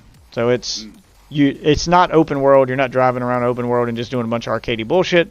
It's a more traditional racer. You pick a track, you load into a race, and the game is supposed to have realistic physics and realistic car controls, and if your car takes damage, it's going to affect the way the car drives, etc., etc. So you're supposed to drive it like a real race car, not like a fucking, drunk asshole, which is what most people do. So it's a different kind of racing game. So there's one for, there's one for each kind of racing game fan. If you're the kind of guy who likes something like Burnout, where you just want to drive fast and not worry about hitting shit, play Forza Horizon. That's your arcade racer. If you're the kind of guy who wants to tune his car and really get into the car stuff and really worry about the physics, make sure your tires, where you spin out realistically, you're not just drifting around shit, where you have to actually brake and all that stuff, and you want the cars to drive like their real life counterparts, so you can kind of test the cars out in a video game and see, how does this car handle, how does that car handle? Yeah, play Forza Motorsport. I like them both.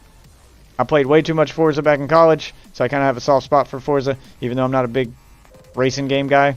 That was just what my roommates played a lot, so I ended up playing a lot of it, and it's not bad. It's pretty good. So I got kind of a soft spot for it. So I always play the Forza games.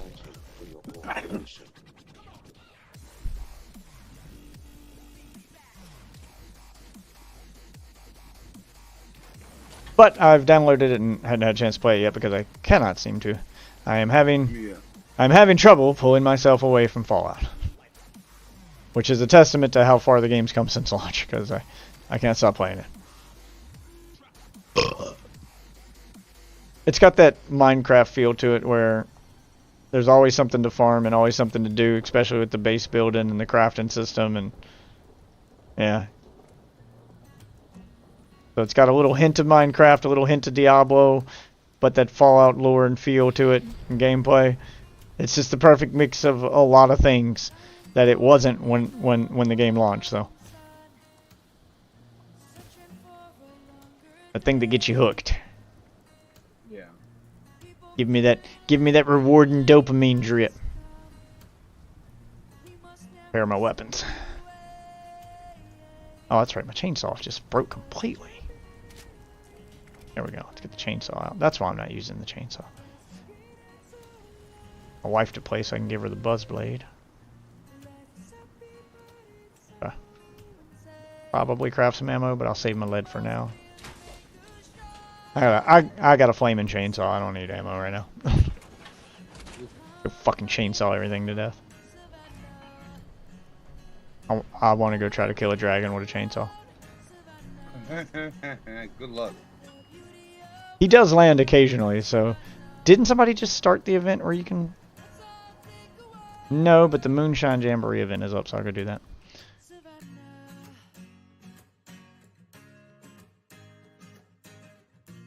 Yeah, it's got these mutated events, which are the equivalent of like Minecraft, Diablo dungeons, where you go in there, it spawns elites with crazy modifiers and shit. Alright, that's what we're doing now. Let me whip out that chainsaw, because I'm about to chainsaw a giant salamander. Giant radioactive salamander. Because all the animals in the world have mutated thanks to, nuclear war. Jesus Christ! Everything in its mother is exploding.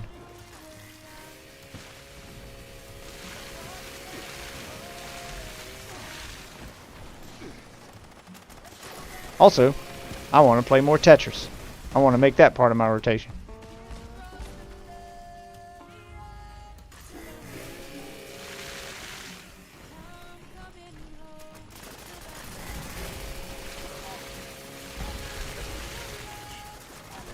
Right, eat it, buddy. Yeah, I want Tetris to be a regular part of my rotation. I feel like my Tetris skills keep getting rusty. I want to do like a Tetris night. I'm still trying to do those theme nights. I should be playing Minecraft tonight, but the wife wanted to watch Wheel of Time, and then I thought it'd be fun to have her try to explain it to people on stream, so it just kind of, Minecraft just kind of went to the back burner. I've been having, yeah, the urge to play. What, Minecraft? I need to get, yeah. I need to get the server info again. Yeah, I'll send it to you. And anytime you want to play on it, I know the server's technically only supposed to be open when I'm streaming, because that's the way I'm setting it up. But for mods of my Discord, like you and Ozzy, if you guys want to play on the server, I can just start the server from my phone. So the way the server works, 'cause I'm using a free server, if nobody is in the server for longer than I think it's like 5 minutes, then the server shuts down. But it's a free server, so it's permanent. Makes sense. Fair. Yeah, because they want to save the resources. So, anytime somebody wants to play and I'm not at home or I'm not streaming, you can still play. Just send me a message on Discord, something to get my attention. It may take me a minute or two to respond, depending on what I'm doing at work, but just be patient. Send me a message. I'll see the message. I'll start up the server. And, definitely keep your DMs open and pay attention, because once I start the server, you got about 5 minutes to join before it shuts back down. Yeah, so I'll start up the server, I'll send you a DM, good to go. And once it's up, you guys can just join. And as long as someone is in it, it'll stay open as long as someone's in it.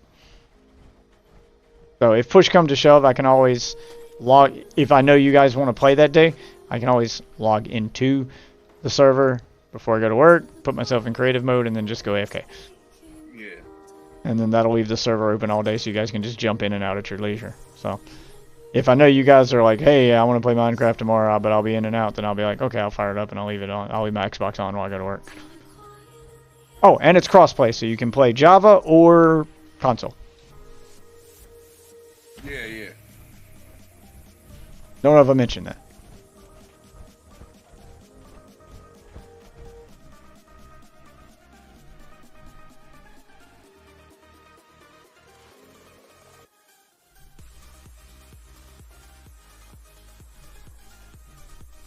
The workbench, I got scrap shit. There we go. Spiked Gulper Smacker.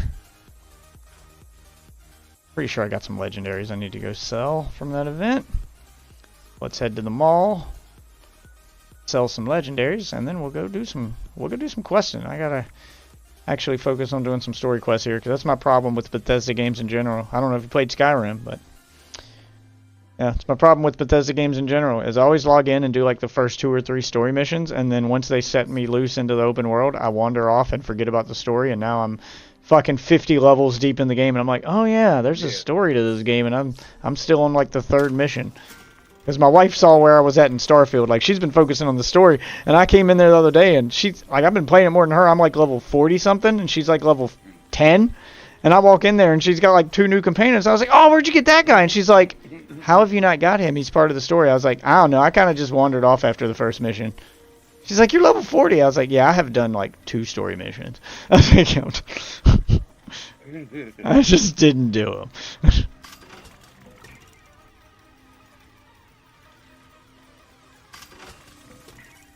There we go. Trade in those legendaries. Go ahead and grab my treasury notes so I can buy more legendaries from the vendor later. Doing that in-game grind here. Alright. Yeah, so I got rid of those. Wait, is that all of them? I feel like I'm still carrying extra stuff. Something's weighing me down.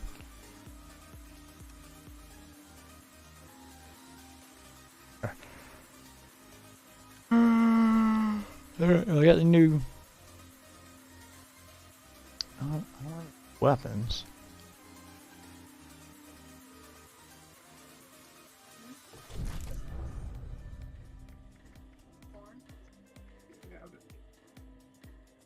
Another legendary I can trade in.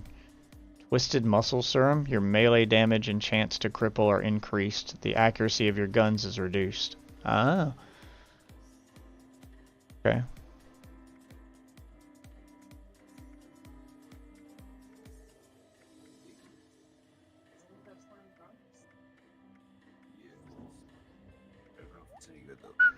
I need to get back to my home and set some of this stuff for sale. Experimental Pip-Boy schematic? might be.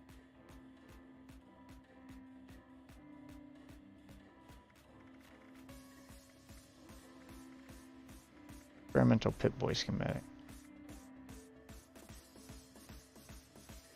What does it do with this thing?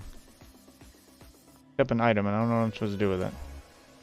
Letting me carry it for a reason.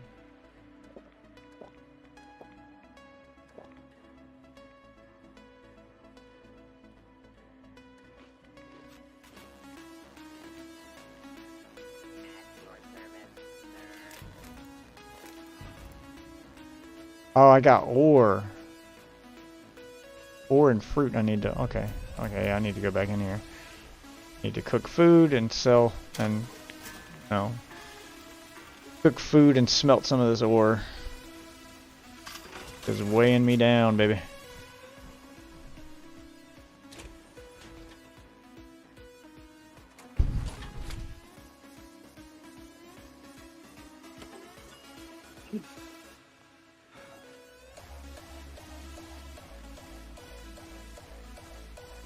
Chemistry station, there it is.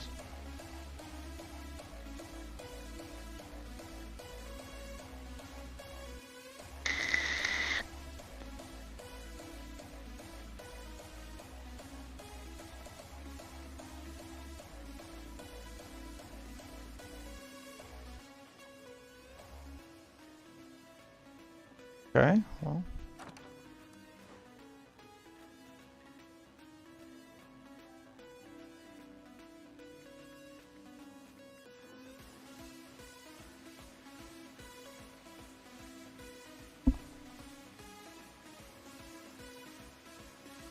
Stack weight 11. Yeah, it's okay. It's all the food that's weighing me down. That's what it is. No, sure.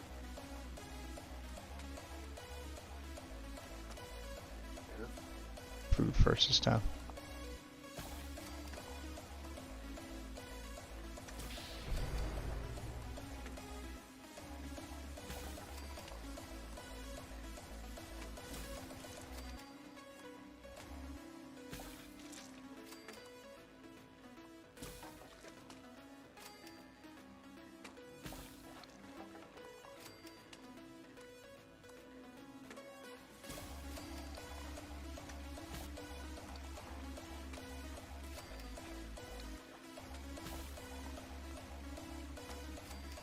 Oh.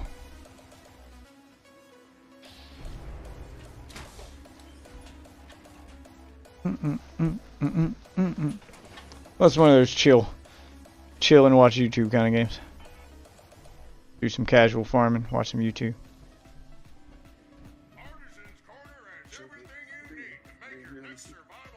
Other leather screws, cloth. But you've got no more money for me. Okay. I'm done with you. You're dead to me.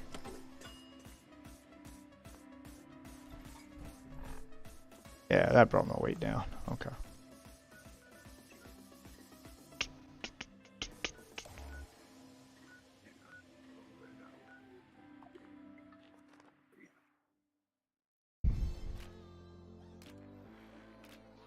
Figure something out. Give me a minute.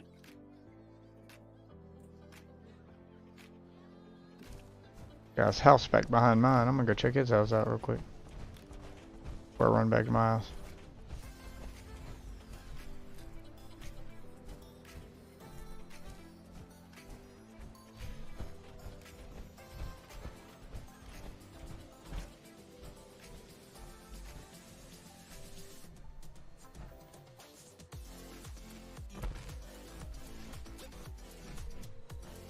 Got an interesting house going on here. Let's check his shop, see what he's got for sale. Get the caliber rounds. Could use those from a submachine, from a heavy machine gun.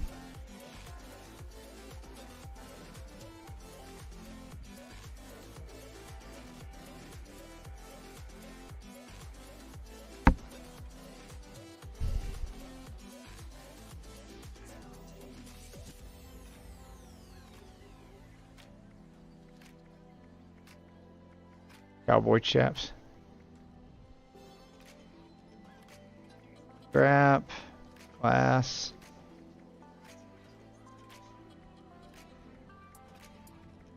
Halloween costume skeleton. Hell yeah. I've been missing it.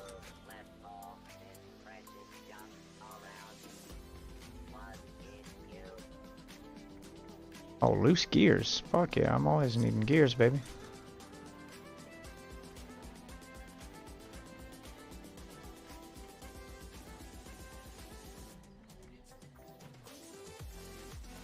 A curtain door 2000. Why is that so expensive, brother? Highway robbery. Great Mentats recipe, though.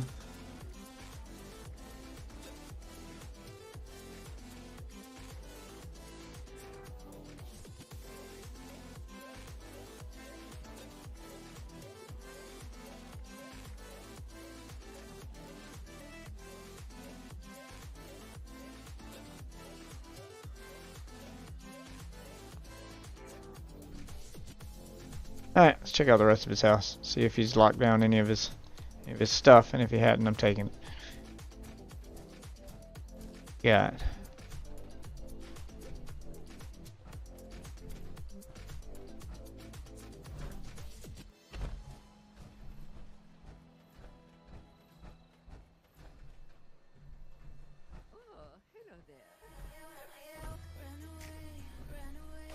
You locked that one down though.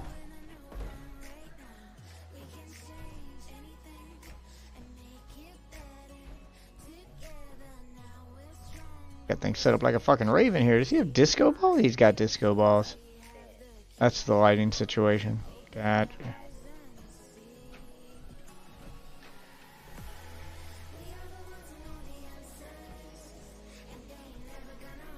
Front door curtain. It is. That's cute.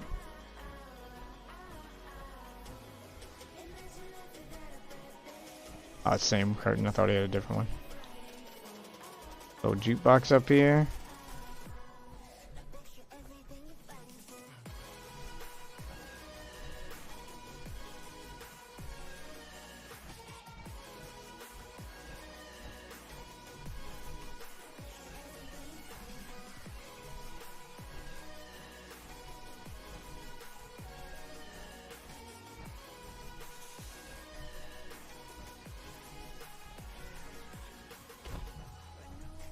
All you got?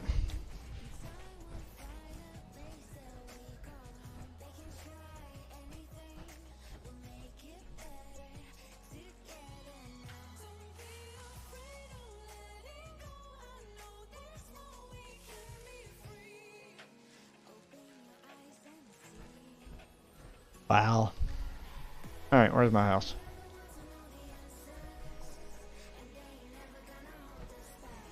Guy lives right across the street from me. I ain't even got a fast travel.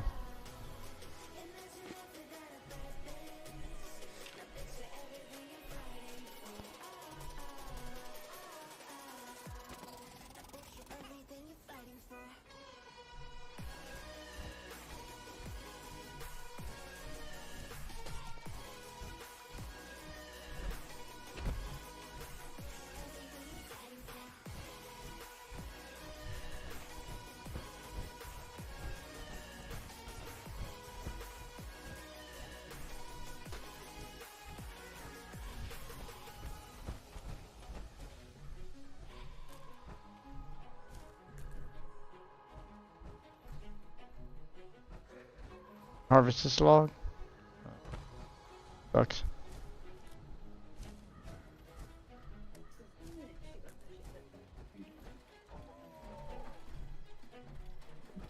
Got me, doggo.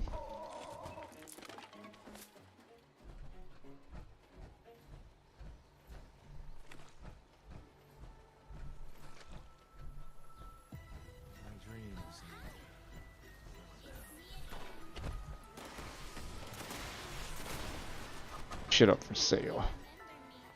Throw my bobbleheads first.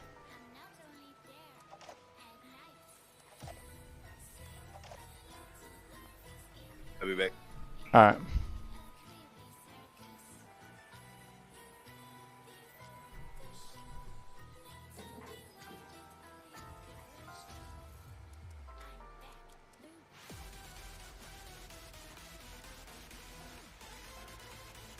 Oops to sell.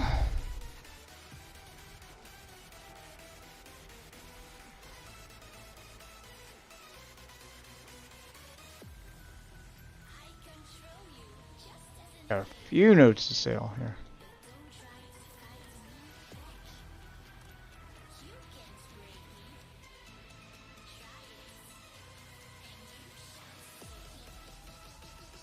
Oh, I gotta do it with my keyboard. Game stuff. Forgot I'm game streaming here.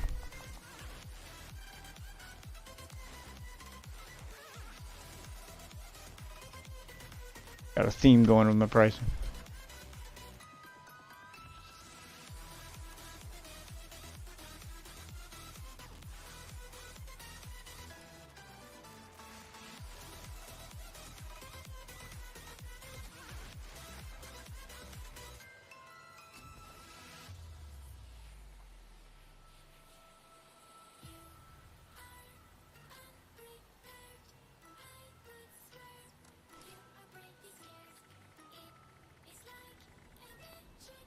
Yeah.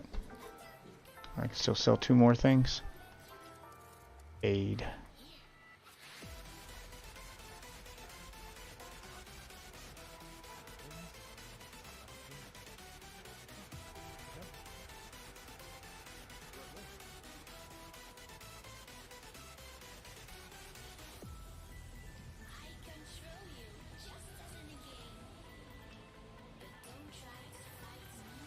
It's worth a couple thousand I can make a quick buck off of.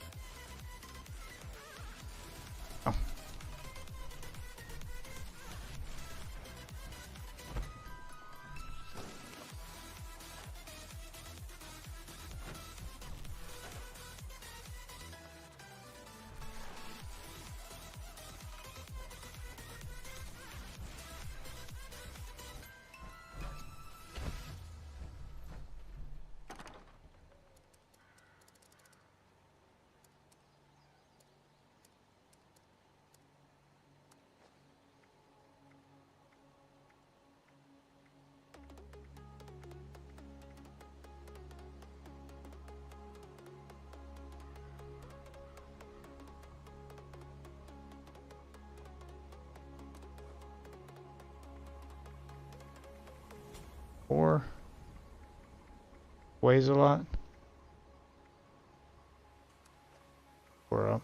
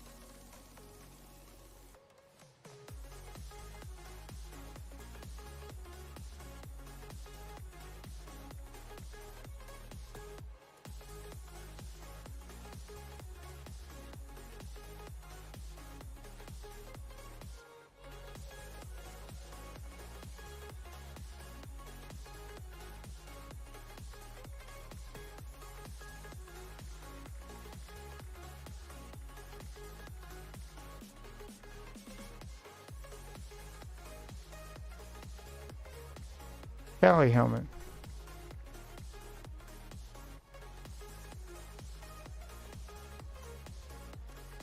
There we go.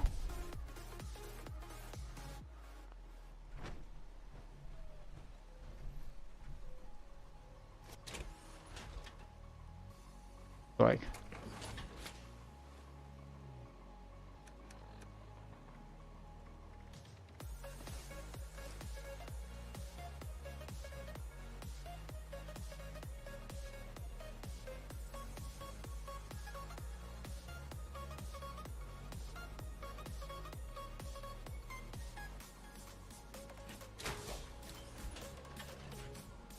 Ah, shit. I need to redo my backpack now.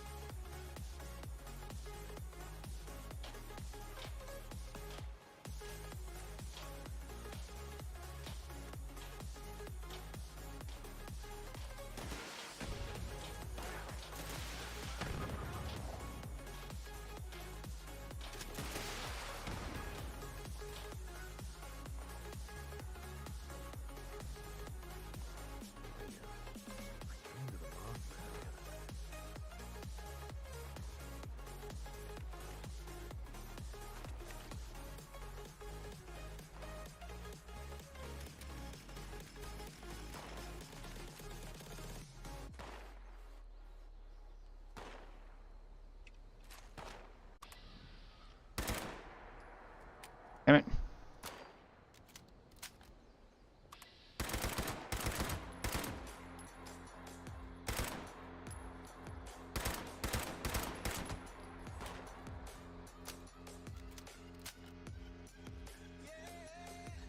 I hate when my turrets won't target that one.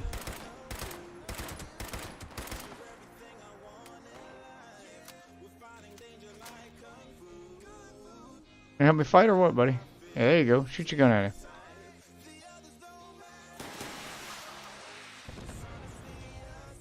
Watch as my turrets take care of him now.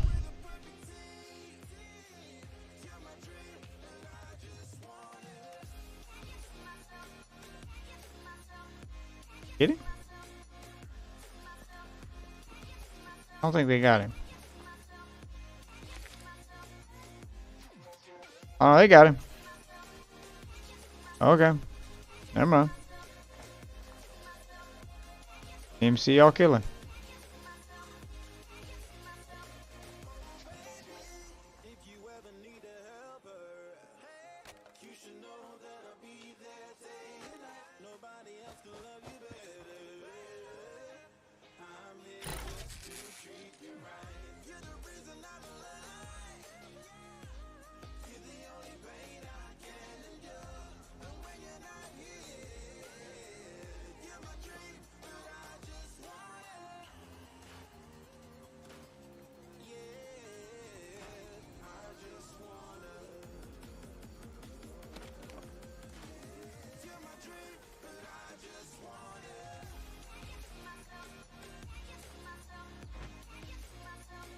Yeah, use my store, buy my stuff.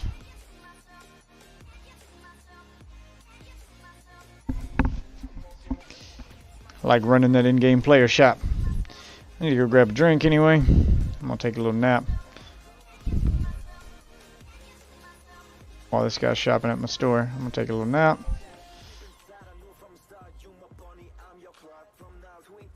Oh, I'm not even in power armor. What am I doing?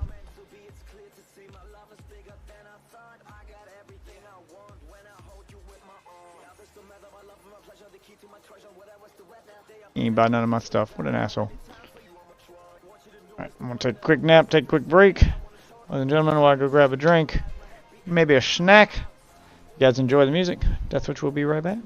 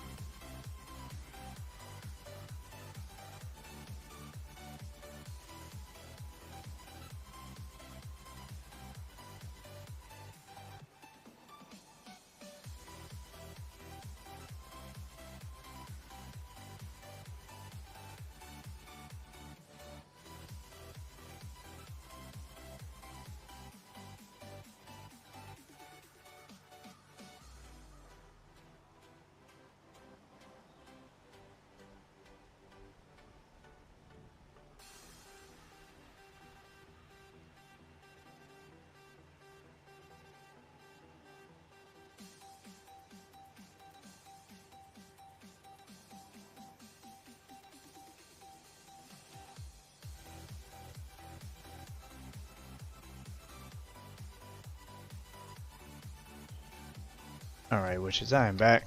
Kind of waiting for Wolf Waffle to get back here, but I guess he's not coming. But I got myself some DiGiorno pizza and a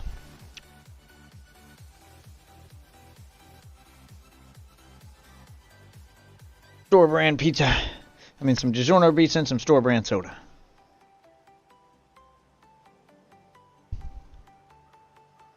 Poor, I couldn't afford the Pepsi.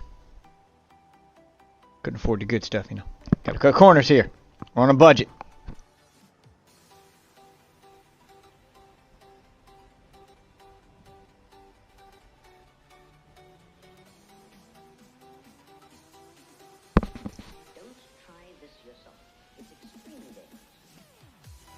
What you eating?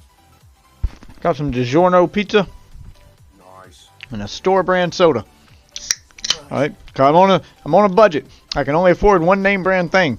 It was either store brand pizza, name brand soda, or you know, I wanted a DiGiorno, so Yeah.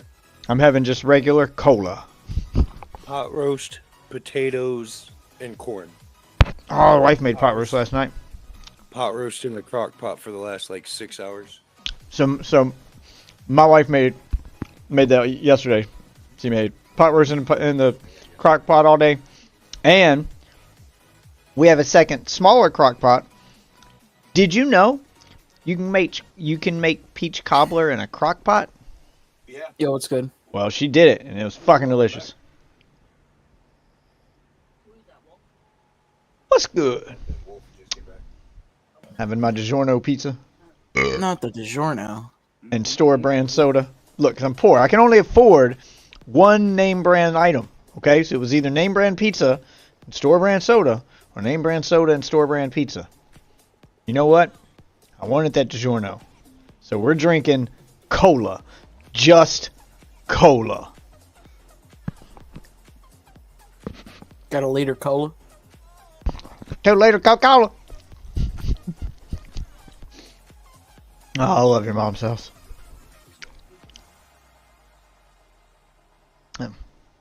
The only part of Wednesday I actually look forward to.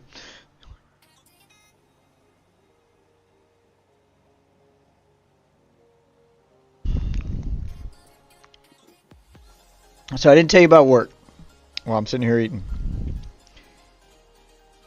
I almost got into it with a dude. And it Sorry, just... I forgot my and, drink. alright, so I didn't tell you about work. Almost got into it with a dude. I mean, like, physically into it. He was bigger than me, but...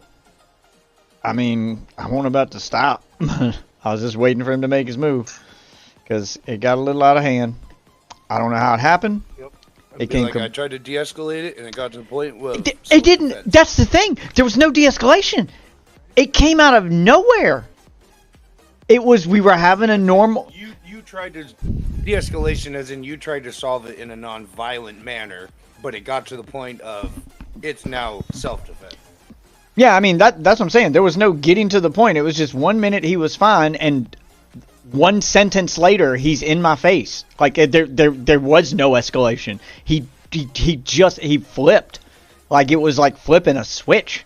It came out of fucking left field. 0 to 100. Yeah, Quick. just it came out of nowhere. So we're talking, and we're having just a casual work conversation, and you know, we're just having a conversation right now, and I'll yeah, say, yeah. What the fuck, Death? What the Yeah. fuck are you doing? You were right fucking there. No, it wasn't quite like that. It was just we were having a casual conversation. 0 to Yeah. 100. Yeah, we were having a casual conversation and just talking about work stuff, laughing and joking. And then out of nowhere, he injects politics into the fucking conversation. He just asked me a political question, and apparently I gave the wrong answer. Not And the wrong answer. he didn't like the I answer. have an opinion. I mean, he threw out some conspiracy theory shit out of fucking left field, just in the middle of a conversation that was not that had nothing to do with politics. Just bam, just 1 minute work conversation. Next minute, did you know we created ISIS? Wait, what? Where the fuck did that come from? Is this breaking news that was just released from CNN 10 seconds ago? I was like, what are you talking about? And then he starts going on ISIS right now. I was like, whoa, I'm not, I don't even know what's happening right now. I was like, dude, I was like, you know what? I can give you some streamers or some YouTube you can go watch if you really want some more information on that, but I don't feel like talking about it. And I was like, I don't get into conspiracy theories. And that was apparently the wrong choice of words, because then he got all up in my face and he was like, you call me stupid? What, you don't believe it? I was, you need to get away from me. I was like, okay, all right, let's pump the brakes here. This just went from 0 to 100 out of fucking left field. Like, why would you even just bring that up, like, mid-conversation about, like, we're talking about work? And just in case you're unaware, we work in a grocery store. Like, this is not a political environment. It's like one of those things like, oh, damn, the dog got out. Nuts. Did you know? Yeah, like, just to be clear, so people watching are like, well, maybe it was relevant. Where do you guys work? You know, is it a political environment? We work in a grocery store. Okay, like, it's not, there's no, the stakes are very low here. You know? We aren't making life-changing decisions. We are.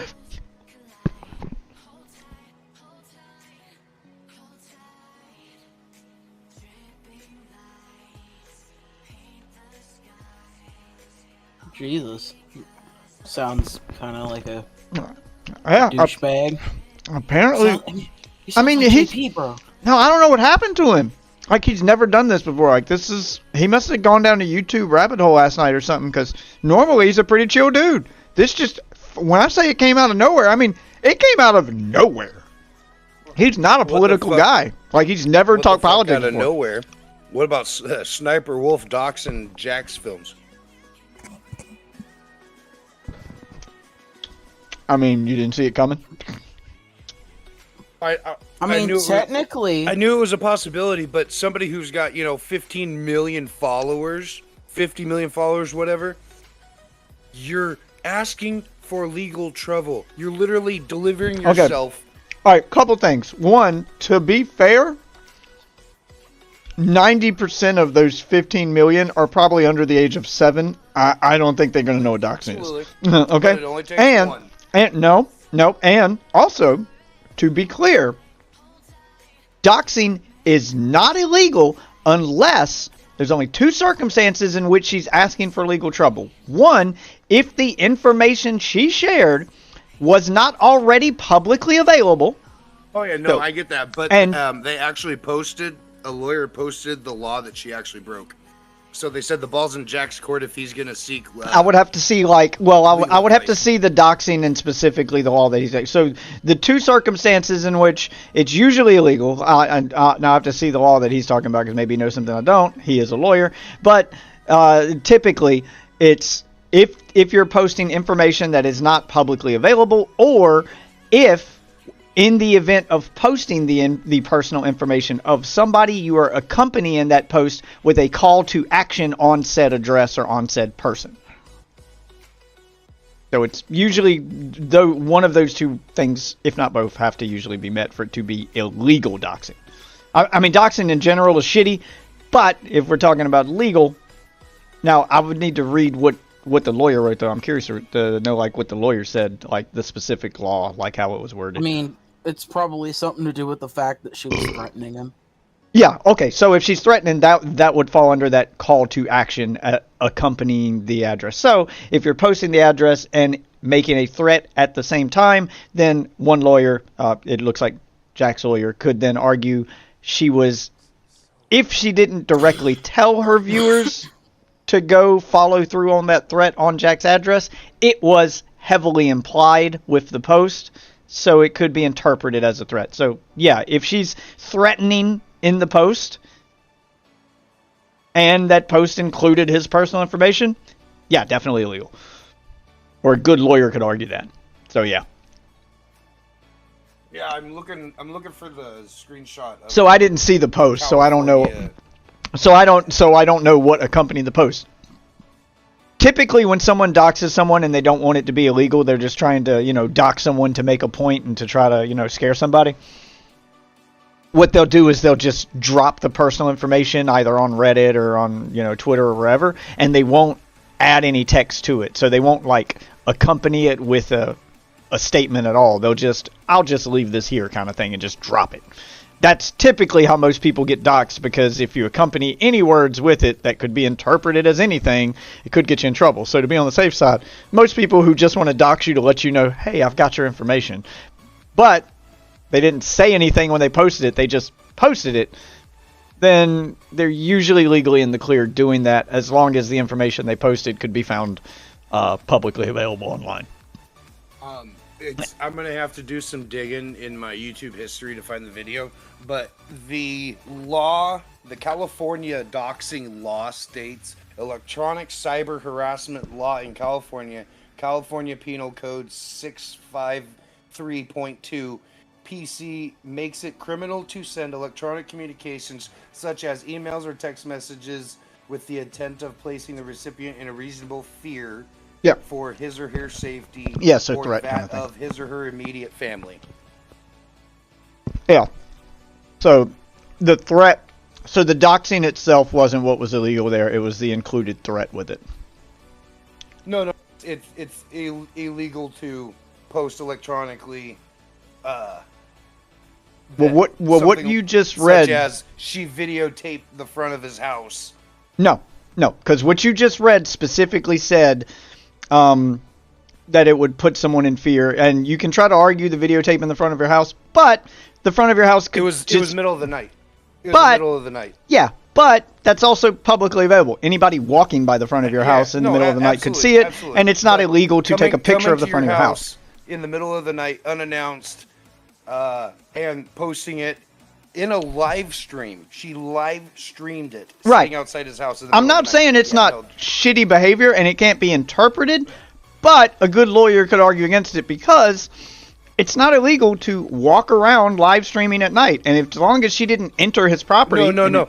So before she even did that, she posted on her Instagram, "Hey, Jack's Films only lives 5 minutes from my photo shoot. Should I go pay him a visit?" And Okay, then, so that could be interpreted as a threat, right? So it's the accompanying text and that was because illegal. His family's there and he has children. Right. Yeah. What I'm saying is, Yeah, if she just he gonna is win if hands down. so, yeah, for that, what I'm saying is, if someone came to your house and they just took a selfie in front of your house and posted it, but didn't include any text with it, it was just the picture, you got nothing. That's nothing. No, her text with it says, "Want to talk like adults," or a lot in that verbiage of let's talk like adults. Yeah, nice house you got. Shame if something were to happen to it, kind of deal. Yeah. So if it could be interpreted as a threat, yeah. So a good lawyer could argue that. Now, I will say, she's got a lot of money too. So absolutely. This is not based on what you just read to me and what she said. Based on the law you read to me and what she said, this is not a slam dunk case. It could go either way, because they can both afford really good lawyers. Oh, yeah, absolutely. So it's going to be fun to watch as a spectator. Her being, knowing in the back of her mind she fucked up. They're going to either do one of two things. They're going to try to settle out of court. Her advisor's going to advise her, yeah, you fucked up. I can try, but chances are you're probably going to lose, so you're probably going to want to settle out of court. It depends or on. It's going to get drawn out, and she's So going it to try depends to on- dig for whatever. So it depends on So when you talk about settling out of court, it usually depends on what the consequences are for not doing so. And for me and you, any consequences of not settling out of court if we think we're going to lose are pretty bad. But to someone like Sniper Wolf, who's probably worth multi-million dollars, and Jack, She fucked her career. and yeah, but she doesn't. Drop her. Yeah, but she doesn't. Maybe, but I mean, Not that she can't doesn't go somewhere else. Yeah, she can go somewhere. on Like OnlyFans or she'll be fine. Even if she stopped working tomorrow, that's probably still fine. But so that absolutely. so the career is meaningless. But she's probably already got in the bank multiple, if not if not she's got hundreds, 15 million subscribers. if on not hundreds of millions, because she's been doing this a while. Now I don't Oh, know yeah, and her if Jack. sponsorships. Right, and her sponsorships. Now I don't know if Jack. Whatever energy drink is So her I don't know if Jack has quite as much money as Sniper Wolf. So what it's going to boil Jack down is one of to, the OGs. He's been around longer Right. than her, and he's got like 30 or 40 million subscribers. He's more than double her. yeah, but that doesn't necessarily mean he's got more money. So Oh no, absolutely. So, I mean, as far as the money situation goes, and the reason I bring up money is because when it comes to settling out of court, the consequences for this, even if it were like criminal and she were to be charged, she's never going to fucking see jail time or even really probation. It's probably going to be a fine, maybe some community service. So if she doesn't settle out of, so Don't touch a computer for 3 years. Right, or do some community service or some bullshit. So 1,000 hours of community service. yeah. So if I were Sniper Wolf and I'm weighing, okay, I'm so pissed off I don't want to settle out of court. I want people to see me win, and I want a chance going to court because the consequence of me losing is I probably lose a couple mil. I've got 150 mil. Who gives a shit? So maybe they don't settle out of court. Who knows? That's all I was saying. This will be fun to watch. That's the only thing I do know is it's going to be fun to watch. Definitely going to be fun to watch. I gotta go put my dishes up. I'll be right back. All right.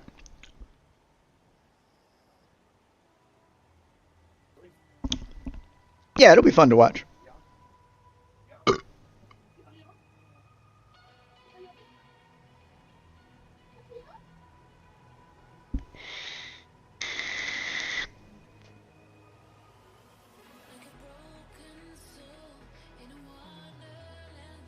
I watched your video on vaping, by the way, Waffle, while we were gone. We watched it on stream. Oh, you saw that? Oh man. I had to stop to like clarify because I was like, if anyone is watching, just to be clear, absolutely nothing that quote unquote doctor said is true. Just so we're clear, there is no formaldehyde in your vape. That's not a fucking thing. Nothing she said is true at all.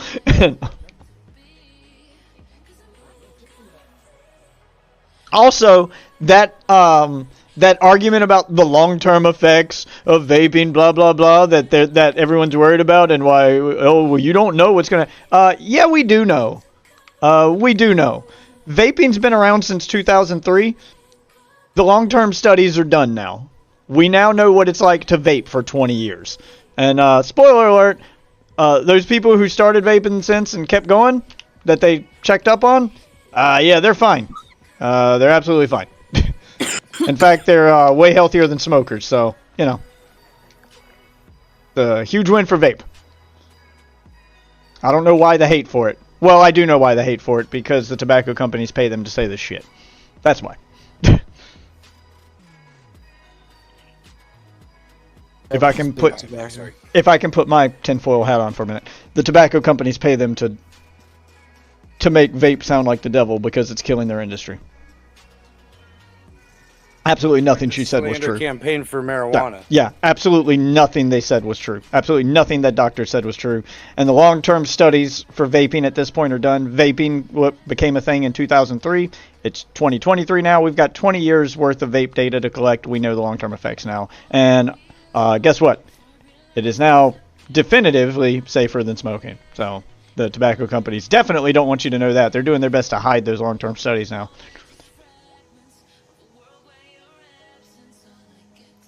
100%.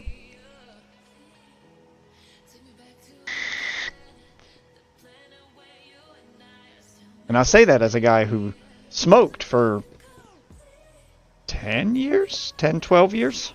Maybe 15? Quit to start vaping?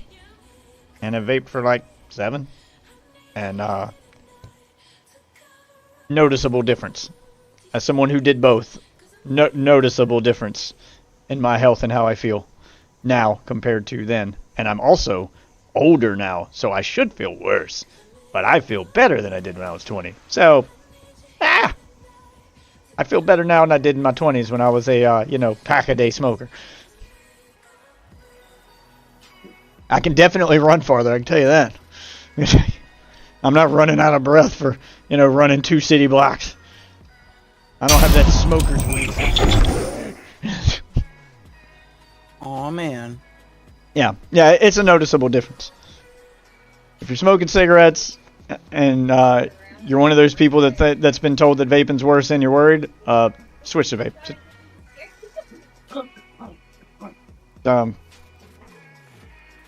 Yeah, just switch to vape. It's better. It's better! Alright. Any public events going? Oh yeah. Go do an event. Got a mutated event. Want to get that mutated package. Then I might actually do some story shit, because I've done the same thing in Fallout 76 that I did in Starfield, where I did like the opening missions and then just wandered off and have done no other story missions since. Oh yeah, done that. I've done that. Because that blew my wife's mind when she was playing Starfield the other day, and she's like level 20, and she had companions I didn't know existed, and I was like, where'd you get that guy? And she's like, he's part of the story. And I was like, oh yeah, I hadn't been playing that. Yeah, I'm level like 50 something, and I have done 2 story missions in Starfield. I'm level 50 something. I've done 2 story missions. Whoops. It's just fucking effect Bethesda games have on me, man. It's so easy to get sidetracked in this shit. I think I might have ADHD. Ooh, shiny. Maybe you need Adderall. Ooh, piece of candy. Yeah, maybe I do. I'm starting to think I might. Ooh, piece of candy. I am easily distracted. No, my attention span is usually all over the place. Your attention span is either all over the place or you're so focused you miss other shit. Is that also a symptom of ADHD? Being hyper-focused on one thing and then being unable to focus Certain on other things, yeah. Okay, maybe I am. I don't know. I'd actually ask a doctor, but you know. Yeah. I'm just saying, like, in general. I'm not, you know, gonna listen to online advice and be like, yep, that's what I got. I'm not gonna be one of those self-diagnosing people. I hate those people. I'm neurodivergent and I have bipolar and I she's got fibromyalgia. The next week she's got rheumatoid arthritis. Did a doctor tell you that? Or, well, no, but I Googled it. But I have all the symptoms. I went to WebMD. Yep. Okay. And said you also have the symptoms for 1,300 other things. Get the fuck out of here. Get the fuck.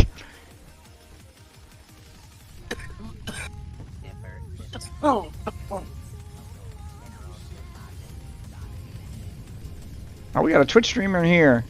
I didn't think there were other people streaming Fallout 76. TTV Levy. Ain't no way. Ooh, copper. Yeah, this is why you do the load bearing event. Come get this fucking free copper. Always looking for copper. Oh god. Steel? Yeah. Well, I need more copper, but I'll take this. Oh god.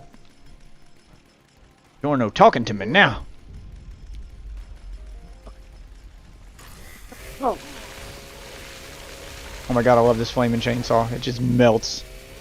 I want to kill a dragon with a chainsaw. I want to kill a dragon with a chainsaw. You know what? I think I'm gonna go to bed. Alright. I mean, I'll probably be going pretty soon too, I guess. I mean, I got tomorrow night to hang out and stuff. I just gotta get up early tomorrow. That's the only reason I'm... If I had to get up, like, not 8. Yeah.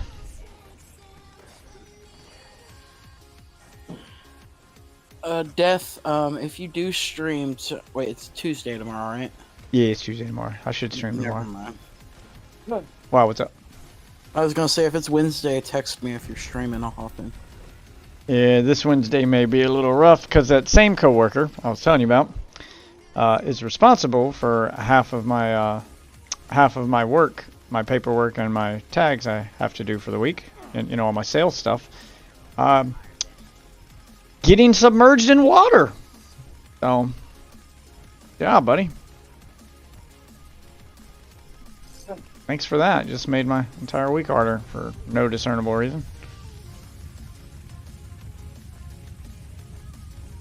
Enjoy that. Did they add a crafter? Bullshit. What? Minecraft apparently added a craft. Is adding a crafter. I call it cat. What do you mean crafter? Like it'll auto craft stuff. Depending on how it's set up, it's not a terrible idea. I mean, it's not. I'm just... Have you seen these devs and their decisions on what is Minecraft? Like, they don't add cool shit. The fucking armadillo one. The armadillo one? Did. Of course it did. Dude, dog armor. Do you know how long people have been asking for dog armor? And they put it in the mob vote, bro. Like that's why I don't care And anymore. people It's didn't like, vote for it. They did. Well, how did Armadillo win? Armadillo is the dog armor. Oh. Okay. Mhm. I wanted the Penguins crab. are I wanted increased to be able to boats, reach and farther. and then crabs are extended reach. So all three items that people want, they want more interesting boat travel, longer, the ability to place blocks from Hey, longer nobody want ranges, no and fucking boat dog travel. armor. They said the penguin. I mean, I think if I had to lost choose, slide. I mean, I think if I had to choose between the three, I would definitely pick the dog armor. So the one I wanted to win is the one that They won. said the penguin lost right away.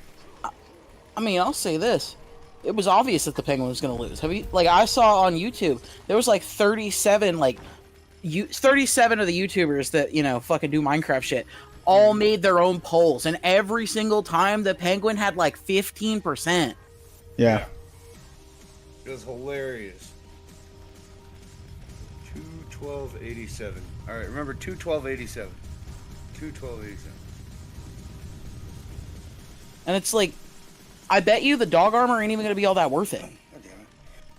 I mean, I hope it's got. Customizable. I mean, I hope it's got different.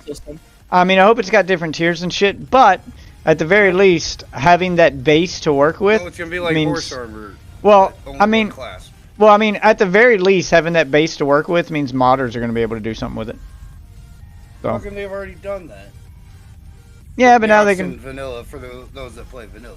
Yeah, but Yeah, no, it can now technically be considered vanilla plus. I mean, And the so more people the more stuff they add to vanilla, the better. The longer reach, I could.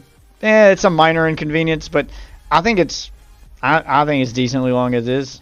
Like like if I had to choose between those three things, yeah, I would like to have reach longer. But if I had to choose between those three things, the dog armor would win. Just because I don't Well, then travel they in were boats all that debating, often. They're like, oh, it's only reach farther. It's not also break farther.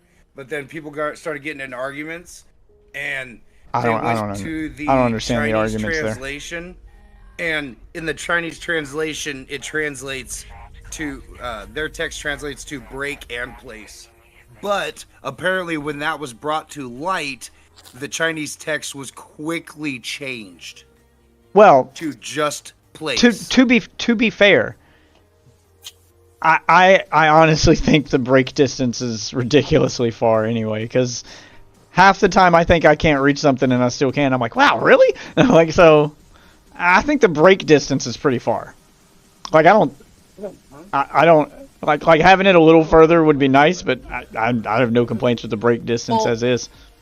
That's the thing, though. It'd be If nice for you mob have an farms and shit like increased that. Building place big distance, builds. you're gonna want the increased break distance. Yep. Because you're gonna, that's, it's that's gonna my feel, mind it's thought. gonna Well, feel that shit. depends. That depends. That depends, because that would only make sense if the break distance and the place distance are already equal, and I feel like they're not. Right. So having Right. longer place distance would put it in line with the already long break distance. Pretty sure block reach is. I'm pretty sure block placement is definitely shorter. I feel like it is, because I feel like I always have to be way closer to stuff to place it than I do have to be to break Right. it.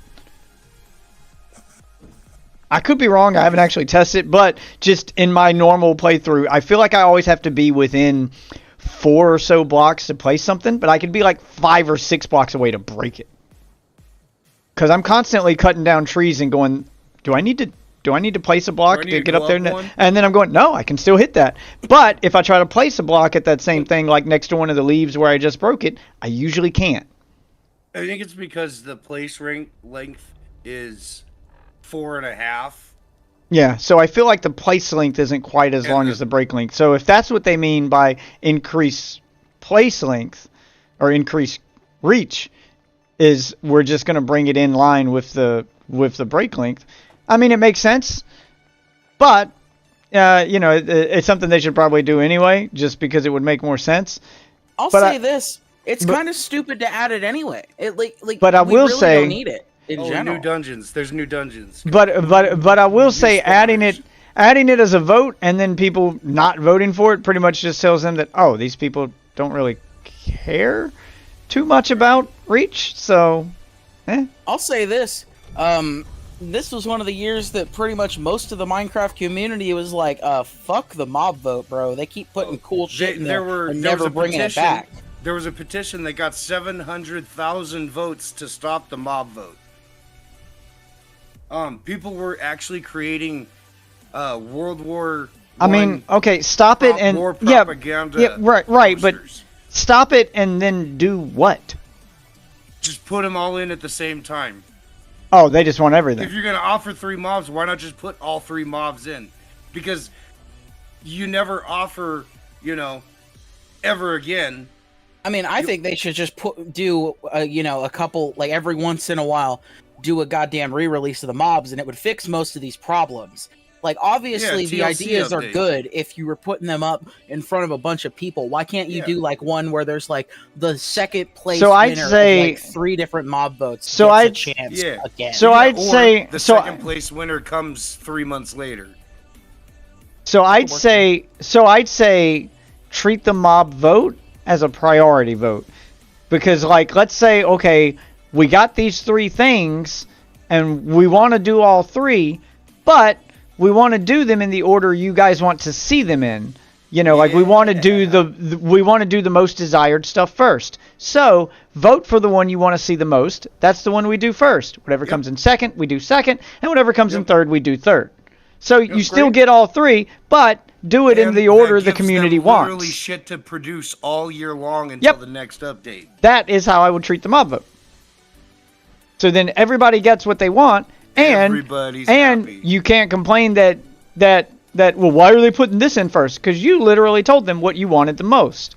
Yep. That you so And now you everybody's know happy. so And now everybody's happy. so now you've got a roadmap of what's coming, and you get to pick the order it's coming in. Yep. And That's how I they treat get the to mob feel vote. involved. Liked the update vote idea, like where they fucking like they basically put like what updates they had in mind, like what do you want us like. I think that's what they should do instead of a fucking mob vote. Just give us a choice on what you're gonna fucking update first. I don't What like does it- the Minecraft community want. I don't the like game it being called. change? I mean, I feel like that's what this is. This is just an update vote. I don't like this being called a mob vote because that implies that you're adding mobs to the game, and absolutely none of those things were mobs. Absolutely none of those things listed were mobs. I mean, they were named after mobs for the vote, but are they adding the mob and the thing? Like, is that how it works? It's the item that they Yeah, drop or whatever. There's a crab It's going like the around like a frogs. dolphin or a turtle, and then you kill the crab and it drops its claw. The armadillo is you're supposed to startle it and then it runs Okay. away and drops a scoot. But what I was saying, like, if one of the things were longer build distance, how would a mob drop that? It's like the It's- crab's you're claw using the gives you cra- increased. you're- Oh, crab's so you claw. would do it with an item. Okay. Yeah, that they Gotcha, drop, gotcha. that the mobs I drop. thought we were just talking like a game update where that's just the new default. Okay, So you're okay. supposed to. hold I it got in you. your I got left you. hand. I'm with you now. Yeah. It's kind of a little gimmicky, and that's why Yeah. I don't even really. It's like care one of much those about little. what the It's mob like one of vote. those little grabber sticks that the fat people use when they use the mart Yeah. carts and want to grab something off top shelf. Yeah. Kind of like Yeah. a gopher. The Yep. gopher stick. Yeah. Gotcha. I thought we were talking about like updates that were just they're going to increase the It's build like distance Similar, just but as the different, default. art style to the extendo grip and the well. we Gotcha. haven't Done the. I mean, I've probably seen videos on whatever you're going to talk about. I watch a lot of dumb shit. I watch a lot of dumb shit that's way out of my age group. That if I was ever caught watching it alone or somebody checked my search history, it'll probably get me put on a list. Yeah, be like, all right. Why is this grown man looking? Okay. Yeah.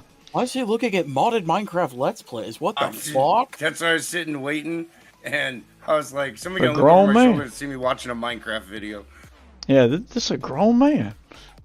I go back and That's check right, out this man. guy I started watching when I was like 10 every Plasma, once in a while. Sitting there watching a Minecraft video. I was like, somebody's gonna walk behind me and see me watching a Minecraft video. I only have 18 tokens. I'm actually glad I checked in recently though, because he actually created a channel that's more for like adults instead of like the kid audience he built up over the years. At least he didn't go, the route of Sky Does Minecraft. Yeah, nobody can That's- go as bad as Sky ooh. does Minecraft. That shit That's- was ooh. Ooh, that's a shit show right there, buddy. Jesus. Bro, he went full TBT mode. It's like watching a train wreck in slow motion. Like watching. Didn't he try to sell his channel? Yeah, it didn't go well. I think he tried doing NFT at 1.2. Have you seen his newest video? Apparently he got out of rehab or something. Oh, no, I haven't watched this motherfucker in years. He hadn't posted nothing in like years, maybe. 2 years. And yeah. out of nowhere, he just posted a random video, and it's the strangest, most schizo shit ever. Where he's just like, I can't tell if he's in like a pub. Yeah, I can't tell if he's in like a public park or like his backyard or something. But he's 1 minute he's talking about rehab, and then he's talking about IRL streaming, and then he's talking about Minecraft, and then he's talking about owning a business, and then he brings up an NFT. It's all over the place. Yeah. And he looks rough.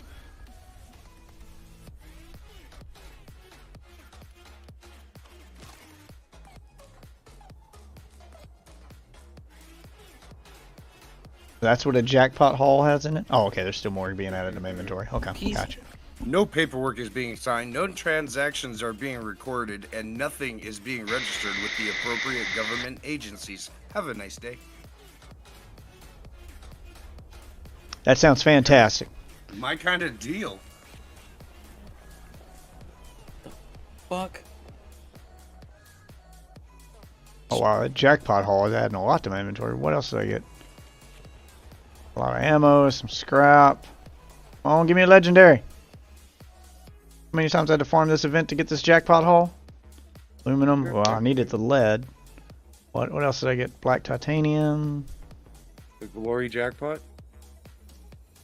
Party favor finger trap. Okay, yeah, that's everything then. If it's giving me the party finger noisemaker. Yeah, okay. Well, that's what 100 token jackpot haul will get you. Not bad, I guess. I got a ton of ammo and a ton of scrap, but no legendary gear out of it. Kind of Did you fucking disappointing. forget how to mix his fucking audio? Who? Because Jesus Christ, Sky does Minecraft. Oh, dude, yeah, it's rough, man. It's rough. All right, I gotta whip out my other power armor because I am crazy overweight at this point after doing this event, and I need a. Just some random lady sitting in the background. Yeah, and there's just some random lady there. Yeah. Yeah, it's a weird ass post, dude. I watched it just out of sheer morbid curiosity, and I was like, man, he looks rough. I hadn't seen him in years. Yeah, no. Yeah, what do you think of that? Yeah. God, I wish he didn't delete all of his old fucking content. I'm sure you can still find it out there. It's probably re-uploads out of the wazoo. Yeah, there's re-uploads out the wazoo, but that's annoying. No one Yeah, wants to it do that is. shit. Yeah, it is, but I mean, it's the internet, and the internet is forever. It's definitely there somewhere, so at least there's that. Does he have it as like an old playlist or something? Probably not. Is this the original Sky Does Minecraft channel, or did he just take over Sky Does Everything? I think so. Because I seriously remember that it wasn't that. It was... Didn't Sky Does Minecraft become Sky Does Everything when he didn't want to just do Minecraft anymore? Didn't he just change the name and he channel? had a second channel called Sky Does Everything. And then... I I'm feel not like sure it- if he delete... I feel I'm like not sure he if he changed. deleted it. I feel like he changed the name of Sky Does Minecraft at some point. I don't feel like he deleted it. I feel like he changed the name of it, but I couldn't tell you to what. Because I know I'm he not didn't saying he do he like didn't. a. Didn't he do like I'm a? saying there originally was a other channel. Right, called right, Sky right. Does Everything. Yeah, like I know he had two channels, and then I think he didn't he do that team thing with other streamers. Yeah, Team Crafted, yeah. Yeah, and I think at some point he might have decided he wanted to step away, and I think he may have gave his channel to another creator, and the name got changed. And I don't know if the content stayed. Like, I'm not sure what happened after the whole team thing. Like, that's when I fell off. Half of them became pedophiles, half of them got on drugs, and then the other half are just crazy. Welcome to YouTube. Yeah. Well, good. It's almost like a team made up of entirely fucking Bayesian Canadian just doesn't have a fucking YouTube channel link on this video. Christ. What happened to him? Did his channel get deleted or something? I'm not sure who that one is. I'm not familiar with that one.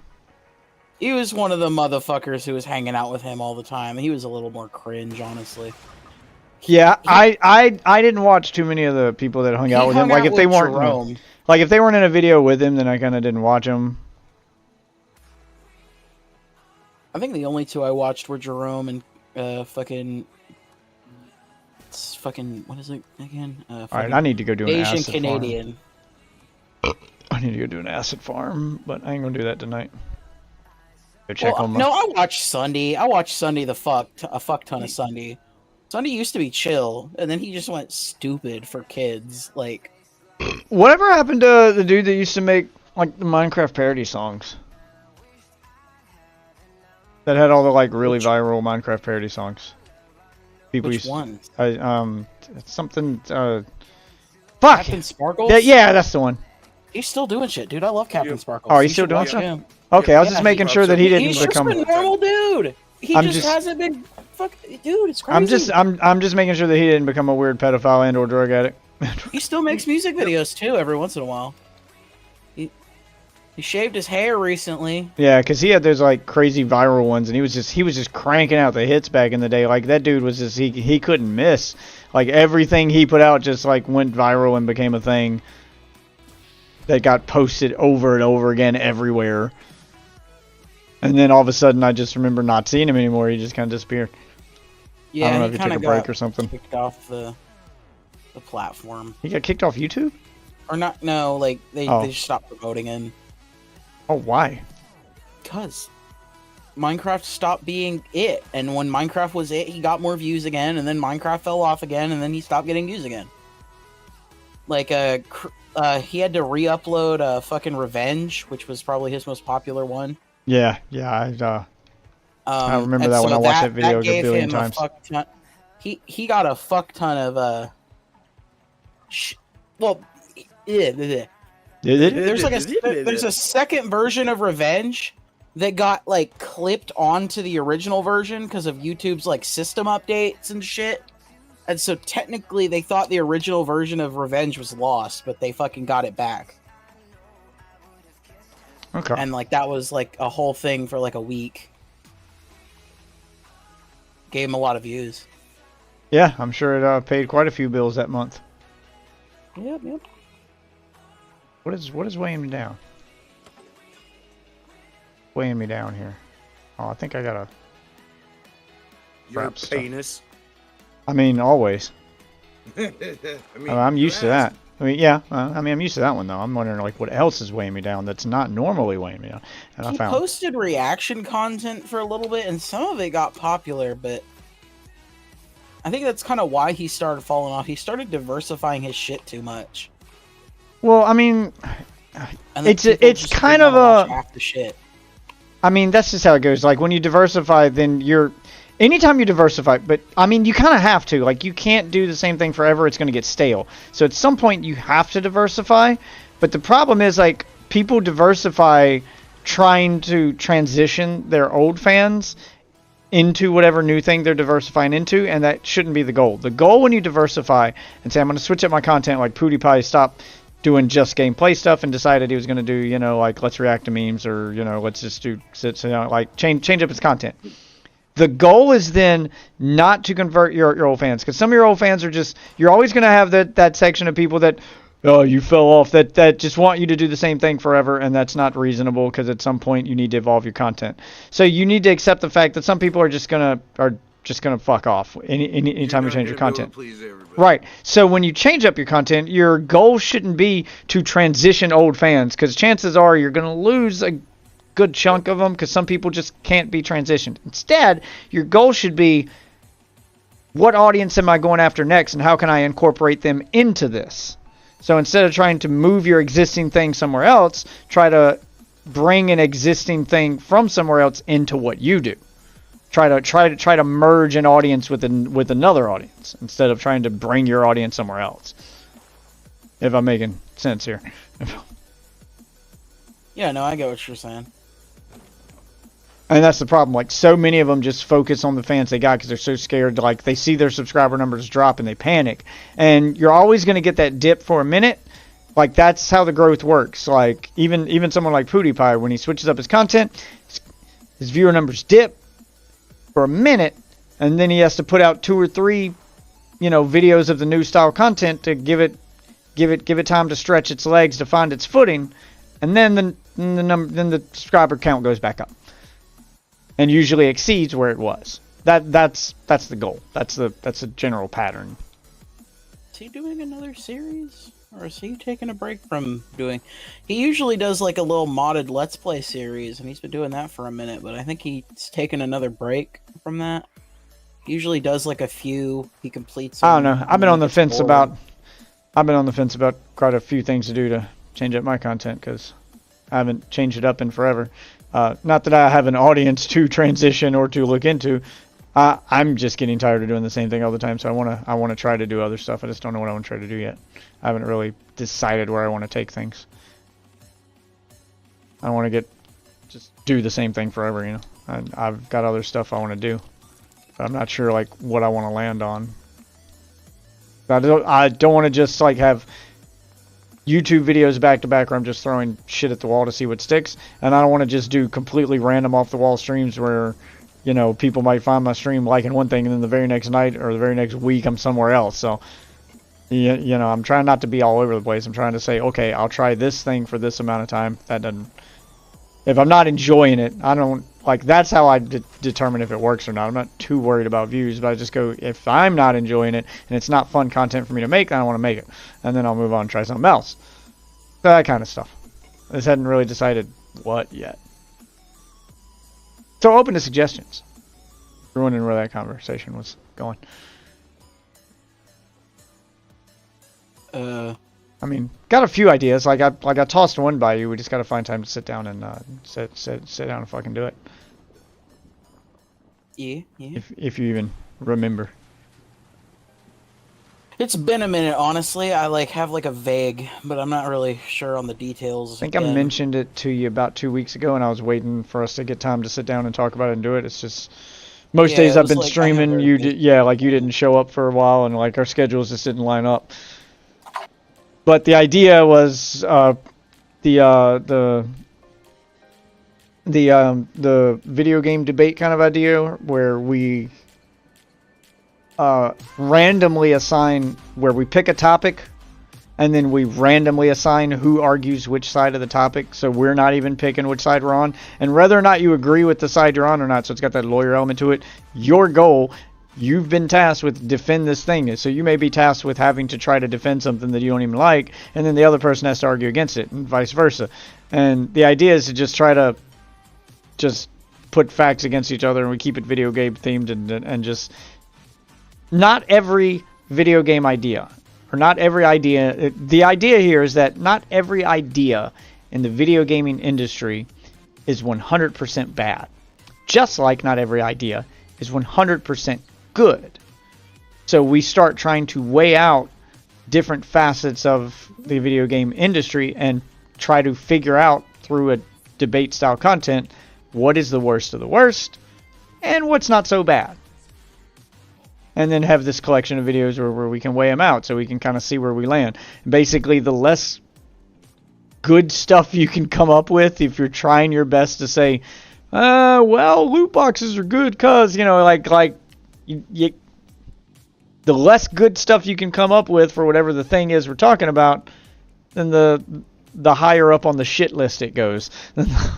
So, and the idea is to actually give it your effort, just to put yourself in the shoes of someone who is 100% a fan of whatever this thing is, even if it's loot boxes. Be like, oh man, I love buying loot boxes. Loot boxes are great. They've helped gaming because blah, and then you do it like that. Even though no one in here likes loot boxes, that's part of the fun of the debate, is to see, can you even defend them if you had to? If it were your job to defend them, could you? Could you sell someone on the idea of loot boxes?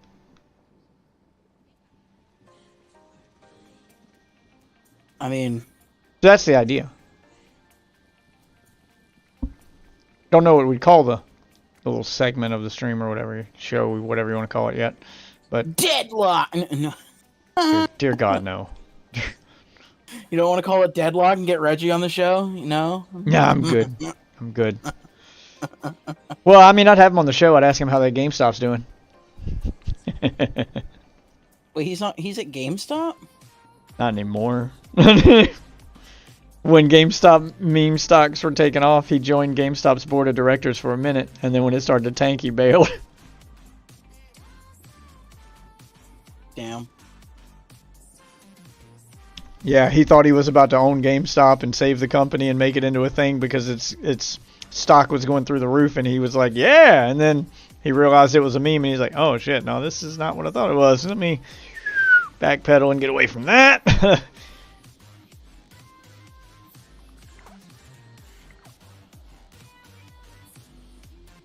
Huh. Yeah, but I mean, we can debate stuff from microtransactions to, you know, like I think one that's on the list that I think would be fun, but it's kind of which I can't believe I'm saying this about video game stuff, which is why I chose video game stuff to debate, because I thought it'd be fun debates that had no weight to them, so, you know, like they're not that serious. But there's one thing I'd want to debate that I guess is kind of serious because it's become a hot button topic, which is, and I'll see if you can guess where I'm going with this, the debate topic would be, should developers' behavior outside of their games affect whether or not people play or how they view said game? Can you separate creator from content? And I think it depends. And of course, the go-to example which would have sparked this is the Harry Potter boycott. And that's not even a case of developer and game. That's IP holder who had nothing to do with game versus game. If it was fucking Harry Potter, then yeah, no, that's bullshit and that's stupid. But that would be one of the examples brought up, because obviously you'd have to cite examples of whichever example supported your argument. And that's the thing. There's probably examples for both sides you can think of. And that's what makes the debate fun, to see where it goes. Because we don't rehearse the debates in advance. You do your own and there's no research to do. Like, we both just research the topic as a whole, and then we flip a coin day of to see who gets which side of the argument, and then just go. And see who came up with what. Just on the spot, kind of. I mean, obviously you're going to do some research on whatever said topic might be, but you don't know which side of the argument you're on, so you're forced to research both sides. And I'm forced to do the same.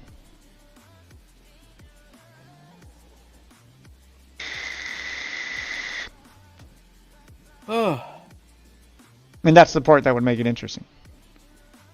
Because, you know, 99% of debates or debate channels you're going to find on YouTube or anything like that, there's always I'm on this side, he's on that side, and both sides have just religiously rehearsed and researched their side, but they usually don't know that much about the other, and then they kind of just go back and forth at it, and that's how the idea is, this side I'm learning about as I'm talking to him, and he's learning about my side as he's talking to me, but we both already know our own sides, and you're trying to sway them to come over to your side, and the problem is both sides have researched their side, that they've become entrenched in it, and no one ever really moves.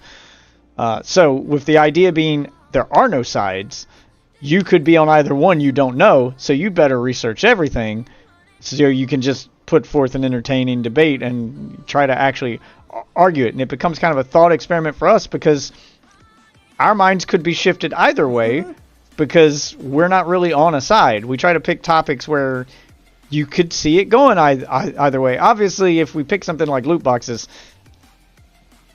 I mean, that's a fun debate to have, but at the end of the day, we're not changing anybody's mind. Everyone knows they suck. Like, that's just fun to see if someone can defend it. But when it comes to stuff like the J.K. Rowling, you know, Harry Potter thing, or can you separate developer or creator from content? Okay, now we're on a thing that you're probably not too invested in, so we could listen to each other's argument and see where we land. And that's the fun of it, the journey to see where we land.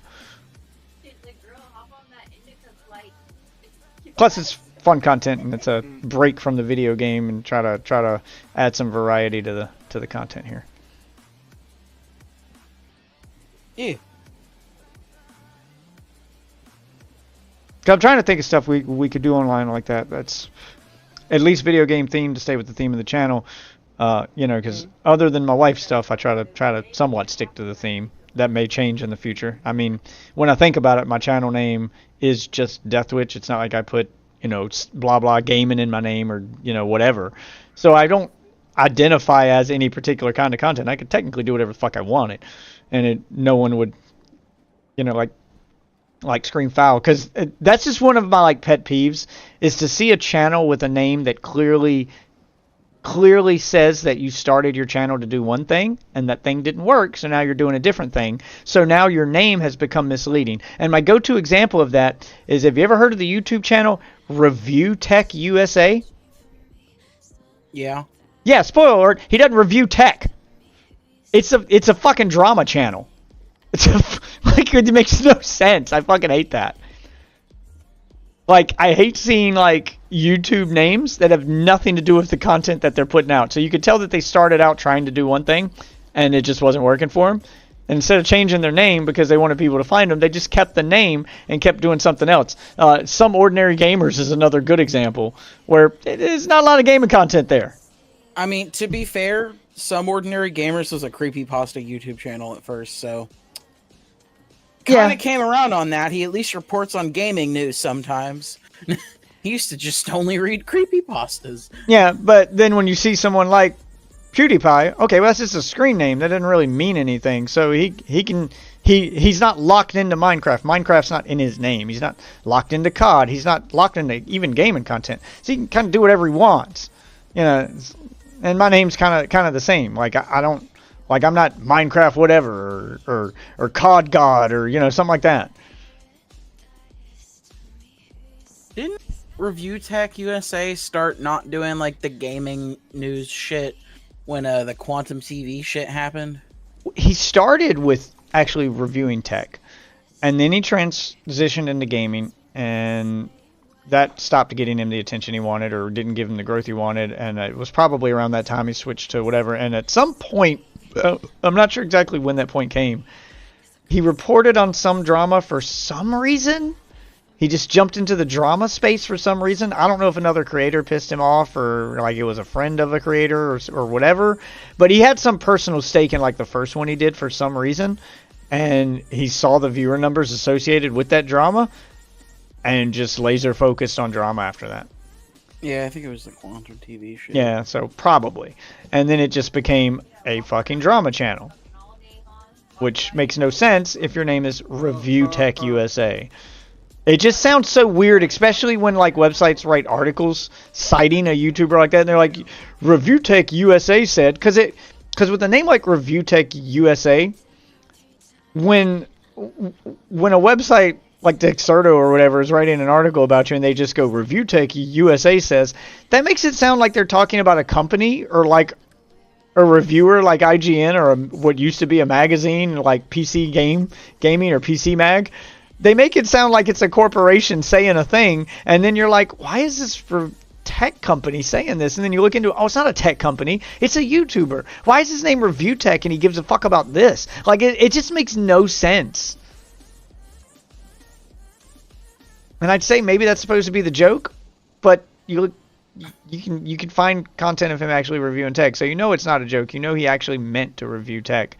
It just highlights your failure at what you started out your channel to do. Like, you specifically made your channel to do that thing, and you clearly failed at it. And I don't know. It's just like, my name's been my name forever, and it's never been focused on one particular thing. So I could technically do anything. So since I can't technically do anything, let's explore other stuff. It's kind of where I'm at with that. Microsoft sold the parts for their controllers. Yeah, you can get replacement parts, or You can actually buy a cheaper version of the Elite controller called the Core controller that comes with just the controller and none of those extra parts. And then you can buy the parts later if you decide you want them. Some people like the Elite controller just the way it is out the box, and if that's the way you want it, you can get it cheaper. So, yeah. And I'm all for options for people. Which is another topic that I want to bring up as far as the options for people. Because, all right, I'm usually for options for people, but a good debate to be had, which I definitely want to have, or at least go on a rant about, is whether or not the Xbox Series S was a good idea.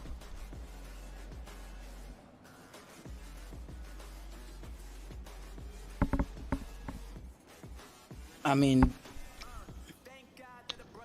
if you want to know my position, even though we're going to flip a coin and could argue either, mine is no.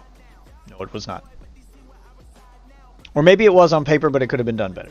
But in its current state, it's bad, and bad for Xbox specifically.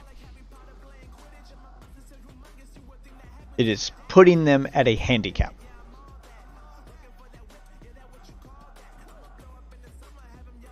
how so? Well, that leads into the debate I thought we were going to have later. But if you want the condensed version of it, Microsoft has a mandate that there must be parity between Xbox Series S and Xbox Series X. That means that any game that releases for Xbox must run on both systems. The Xbox Series S is not as powerful as the X. So its existence is handicapping the X. No developer can ever use the Series X to its full potential as long as the S exists. The S just the same thing but without a disk drive? No, it has less memory and a slower processor. It is not the exact same console. It is slightly less powerful than the X. It's close, but not as powerful as the X. The main drawback being the memory. So it doesn't have as many gigs of RAM, which means that no game can ever reach its full potential as long as the S exists, because the X is always just going to have unused resources at a handicap because the game now also has to run on this slower console. And the prime example of this is Baldur's Gate 3. Baldur's Gate 3 is out on PC and PS5. It is not out on the Xbox because they're having trouble getting it to run on the S. It runs great on the X, but they are arguing with Microsoft because they can't figure out a way to get the S to run Baldur's Gate 3 in split screen. The X can handle that. The S cannot. So they want to drop that feature for the S version specifically. However, Microsoft has a mandate that it must run the same on both. Every feature. That there can be no difference in the experience between the two consoles. So they had to delay the game on Xbox to figure that out or decide if they want to drop it for both. Which means they'd be dropping a feature. I feel like I was lied to. Yeah, which means they'd be dropping a feature for this Xbox entirely for both consoles, even though they have that feature working on one of the consoles. They'd have to drop it entirely or find a way to dial the game back enough to make it run on the on the S, which means it's going to be uglier on Xbox than it is on PlayStation or PC because they had to dial back the graphics in order to get split screen to work on the S specifically, even though the Xbox Series X could handle it at max graphics and in split screen. So no developer could ever develop a game specifically for the Xbox Series X to maximize its potential, because if they ever did, they just have to dial back all that extra potential in order to make it run on the S. So the S is essentially handicapping its bigger brother, making the bigger brother purchase seem pointless.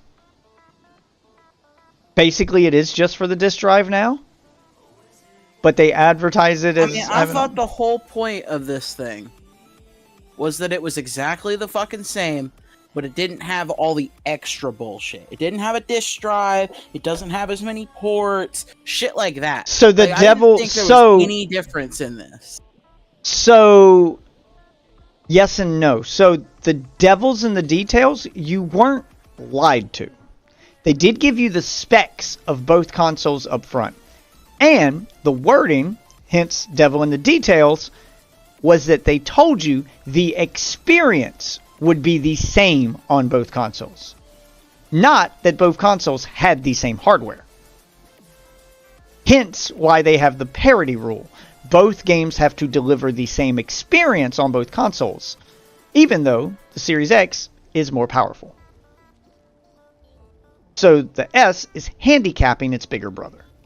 It's not like the PlayStation 5 where that is the only difference.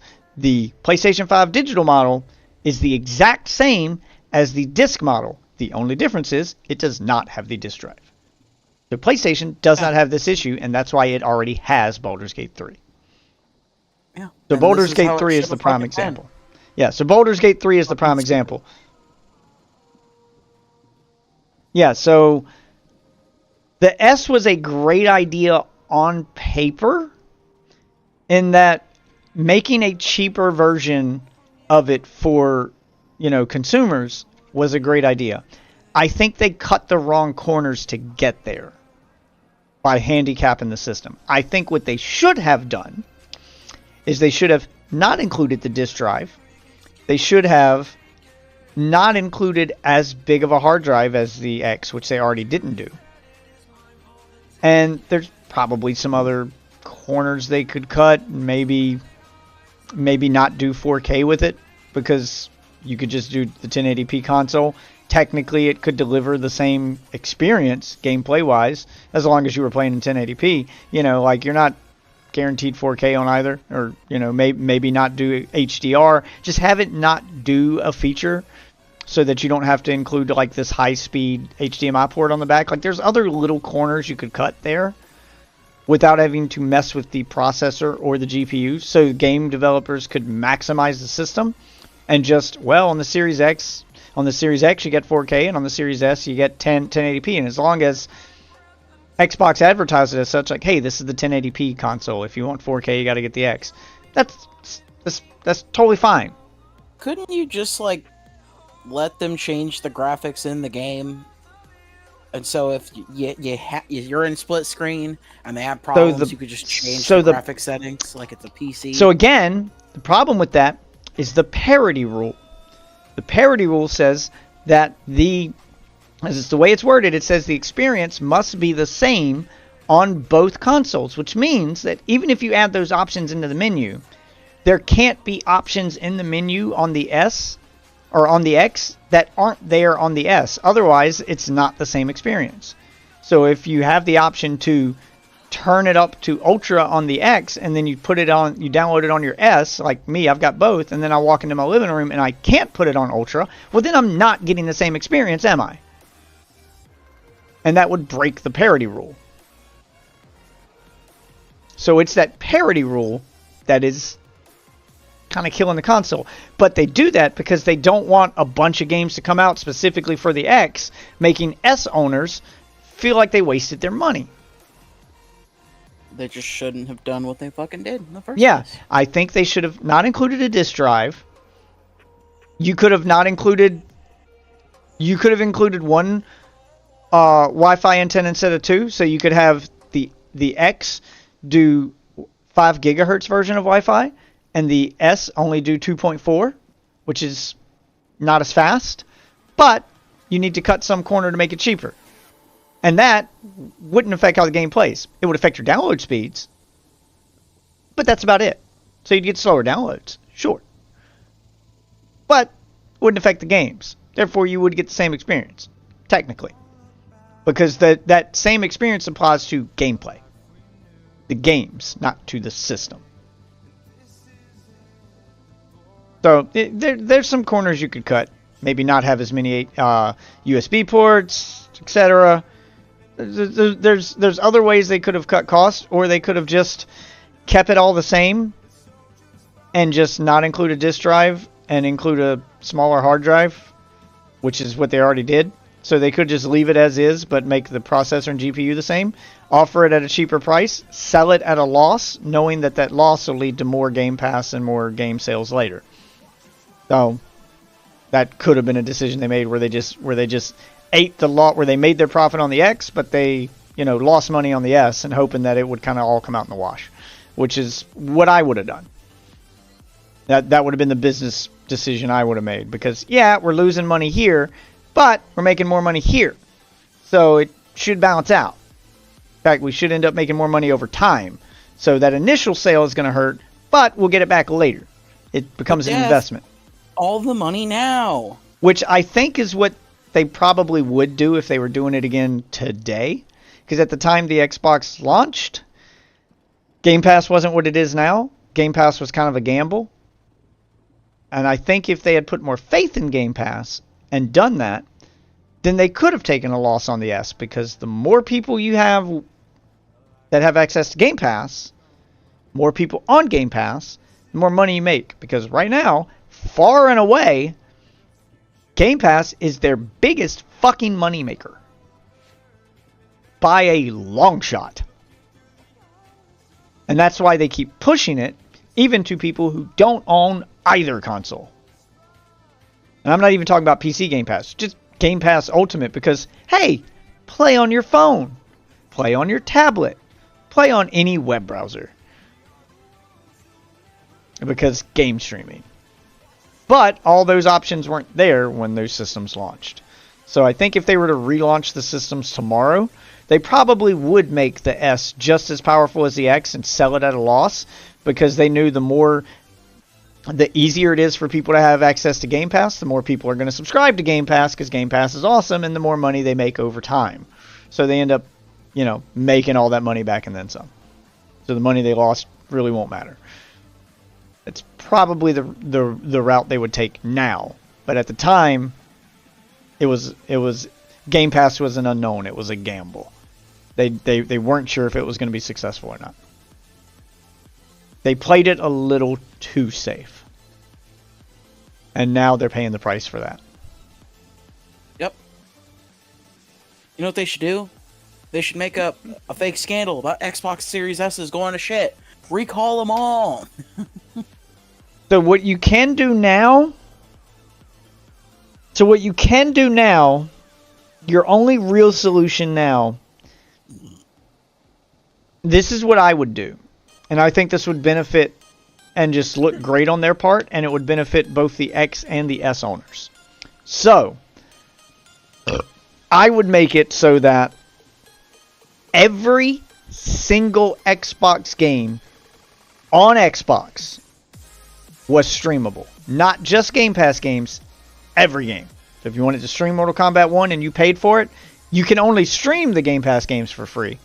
But if you bought Mortal Kombat 1, you bought a game like Street Fighter, and you wanted to stream it, you would then have the option to stream it. It would be added to your library because you bought it. That would, A, give more people more ways to play the games they bought, and make it so that you can make a game specifically for the X that's too powerful for the S. And when you go to play it on the S would just automatically launch it in streaming mode. And it would come with the caveat of this game is streaming only. You're getting the same experience, so technically you do get your parity. You will get the same experience on the S. You just have to stream to get it. So those specific games would still be playable on the S in their full glory, just like they are on the X, but they're streaming only. And yeah, there will be a small selection of players that will probably get pissed at that. But that would be the bullet you just have to bite at this point, because you're just gonna have to bite a bullet somewhere in order to correct this mistake. That would be the bullet you'd have to bite. So yeah, you'd have players like Fox who just don't have the internet for streaming, so that's gonna lock them out of some games. But the majority of your audience can stream. Game streaming's pretty good. Dependent on your system, that's dependent on outside, so technically that's not Xbox's fault. Yeah. At that point. So. Right. So technically it's not Xbox's fault, because that Xbox does have the capability to play it. It just has to use the internet to do it. And all you have to do is add that online required sticker to those games. And that's it. You're done. And that's how I would fix it. So then you don't have a situation where there's Xbox X specific games launching and the S owners go, what the fuck? What about us? So they don't feel like they're on a last gen console. Now you can launch a game specifically for the Series X that has max graphics and, you know, looks gorgeous and is too powerful for the S. And when you click that game on the S, it gives you a warning that says this game requires an internet connection to play. You say okay, and it launches it in streaming mode. That is already what the Switch does, by the way, to play the most modern games that the Switch can't handle. You can play Resident Evil 8 in its full max graphics glory on the Switch. If you buy Resident Evil 8 on the Switch, it is streaming only. You are buying a streaming pass to play the cloud version of it. It does not actually run on your Switch.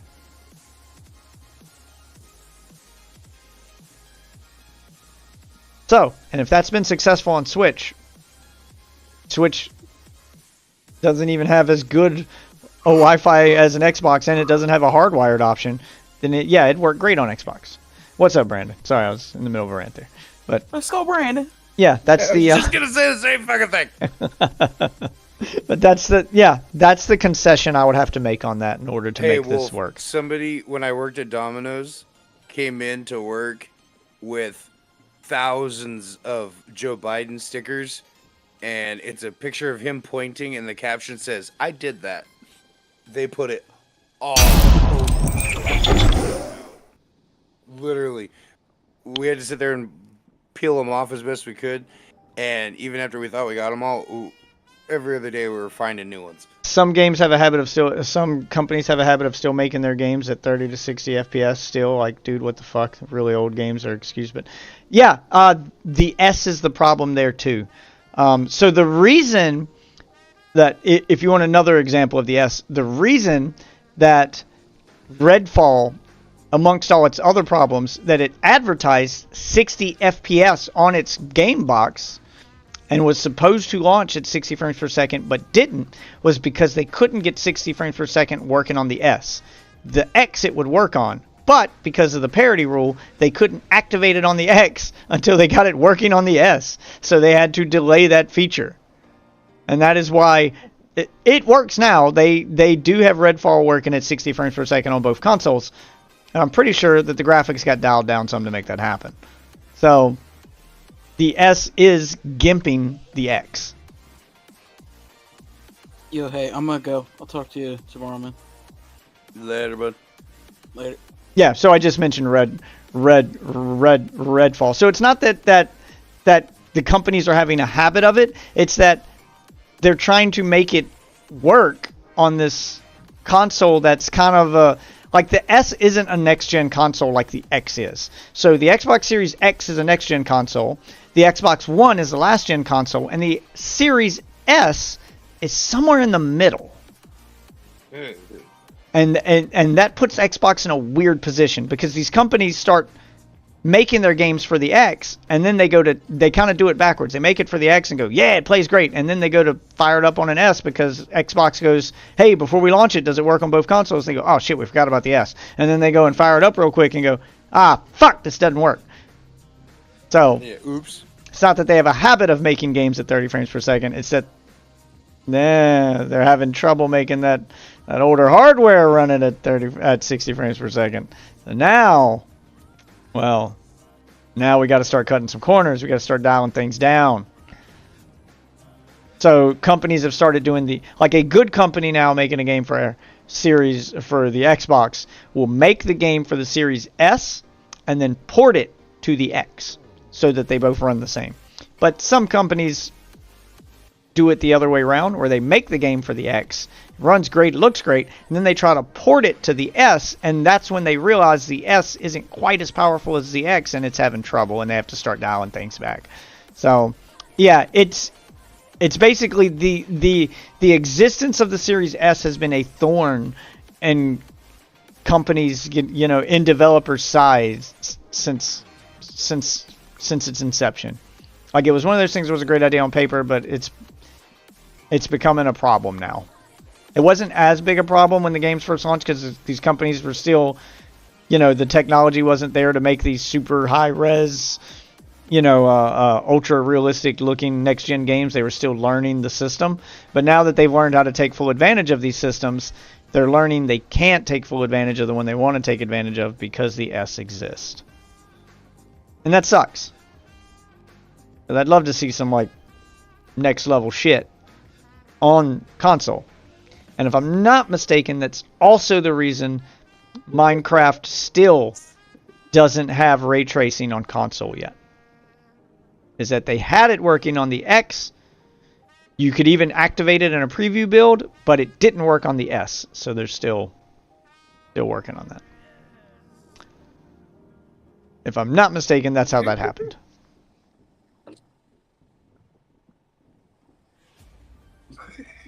Been playing Far Cry 6? Yeah, I've been addicted to Fallout 76 lately. Me and the wife got hooked on this one. I know Fallout 76 sucked at launch, but they have done a shit ton of work to it, and it feels like a completely different game now. It's good. If you haven't played it, it's on Game Pass. You should check back in on it. It's very much worth your time now. If this were launch, I'd say avoid it, but now it's got NPCs, a story, 2 expansions at this point, with a new one coming out in December, and the one that's coming out December is supposed to be a Fallout New Vegas inspired expansion, and they've reported that this expansion is big enough to be its own game. It's supposed to have as much content as, you know, Fallout 4 had. So I'm very excited for that. For now, though, I do need to get to bed. It's like 4 a.m. and I should have been in bed an hour ago. So I'm going to bed. See you later. Enjoy. All right, buddy. Have a good one. All right.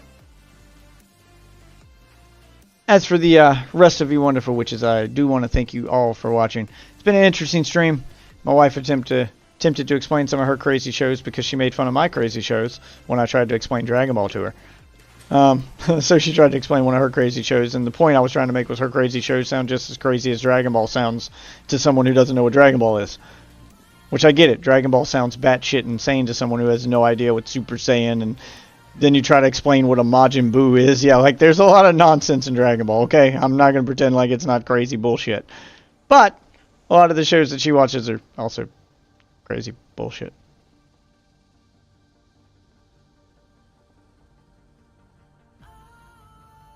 Y'all broke my shit. I'm just grabbing my stuff from these collectors real quick before I log out, so I get my free loot. Kind of wanted to get into the Fallout series. Should I play it in chronological order or release date? It doesn't matter. Each game's... I mean, they are connected through lore, but story-wise, they're all their own thing. They're basically kind of all taking place at the same time, except for 76. 76 acts as a prequel, so you could technically play it first and learn about all the other games that way. But Fallout 3, Fallout 4, Fallout New Vegas, they all take place at the same time. The difference is they're in different locations with different characters. So that's kind of the gimmick to it, is each Fallout game is the same year, the same time, but a different city. So you're getting to see what the country is like one game at a time after an apocalypse, after the world has nuked itself into oblivion. So Fallout 3 takes place in DC. Fallout 4 takes place in Pittsburgh. Fallout New Vegas obviously takes place in Vegas. Fallout 76 takes place in West Virginia. So same gameplay, but there are no returning characters like that. There's returning factions, but most of it's just done with lore. So you could play any of them in any order. It really doesn't matter. As far as the first-person games go, I think if you're going to go like all the way back to the original Fallout and play those old-school 90s Fallout games that play like Diablo, I think those you probably would want to play in order because I think they do just continue one to the other. Don't know. I never played those. I got into the 3D Fallout games that were introduced when, when they started making them for console.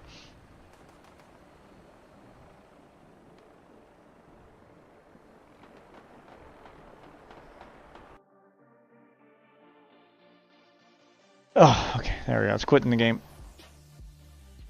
But yeah, if you want to play one and try to get into them, they are all on Game Pass. And at this point, they're all great.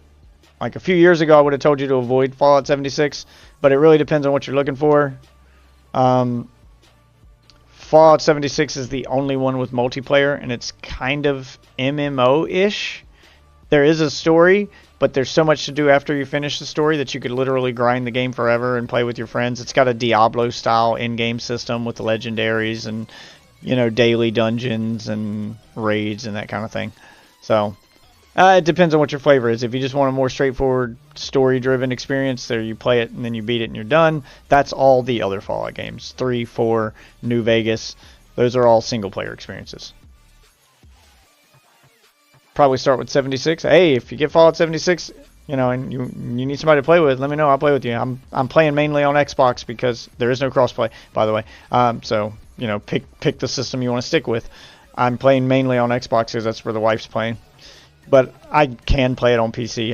My PC character's not as high level yet, so I'm kind of jumping back and, you know, I'll jump back and forth between the two to play with viewers, but my preference is to play on Xbox.